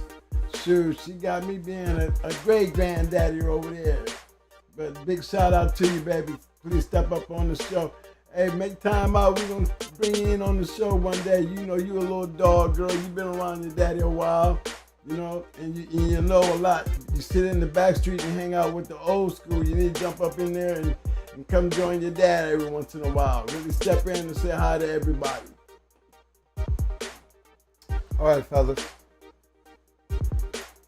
Y'all know what time it is. Again, all I can say is big shout out to all my people in the back street. For all the viewers that happen to see this video after the fact, don't forget to hit the like button. Please don't forget to hit the subscribe button. Look, we are down to 20, I think we are 19 away from the more than that. We had 2,969. So that will make us how many? 31 away. We're 31 people away from the magic mark of 3,000. For us, we're trying to get to that 3,000 before our 3rd year, and we still got a long way to go. That's almost 1,000 a year. But we're trying to hit that big mark of 3,000 because we're so close now. The only way we're going to get that is we're going to need you to get out there and subscribe and hit that subscribe button. As you guys have already noticed, we don't do memberships. We don't do anything like that because we didn't plan on being around here that long to get off into that. So we need y'all to do and take advantage of the fact that what's free and help us get to our magic marks before we can actually stop, put together one of the biggest shows where we can get everybody together and have one hell of a finale. Because that's all we're working for now. But until then, stay with us, work with us. Don't forget to hit them like buttons. Don't forget to hit that subscribe button. And don't forget, we will see you Friday. But until then, we need everybody to understand. Do what we do. Climb over the wall and understand that your opponent is over there. Not right here. It's over there. And they better be in the same mind frame that you're in. Because I'm hoping that y'all in the same mind frame that we in when we climb over the wall. Because we understand we always. Damn it, you better believe we always scratch the win. Shout out to the big act right. That big act right. Wait till the die. Y'all know what's happening. The land. Hey, I want to give a big shout out to my people Columbus, in South the Africa. All my people over there across the waters in the Balkans. All my people over there in the UK. All my people on the East Coast, West Coast, South America. I mean, all the bulldoggers in the whole world. Appreciate y'all for showing us all the love. And we can do nothing but respect it and appreciate it, because without you, there would be no reason to do what we do. So until Friday, y'all keep doing what y'all doing. We're going to do the best to keep doing what we're doing, and we love you. Hey! Ain't rolling today.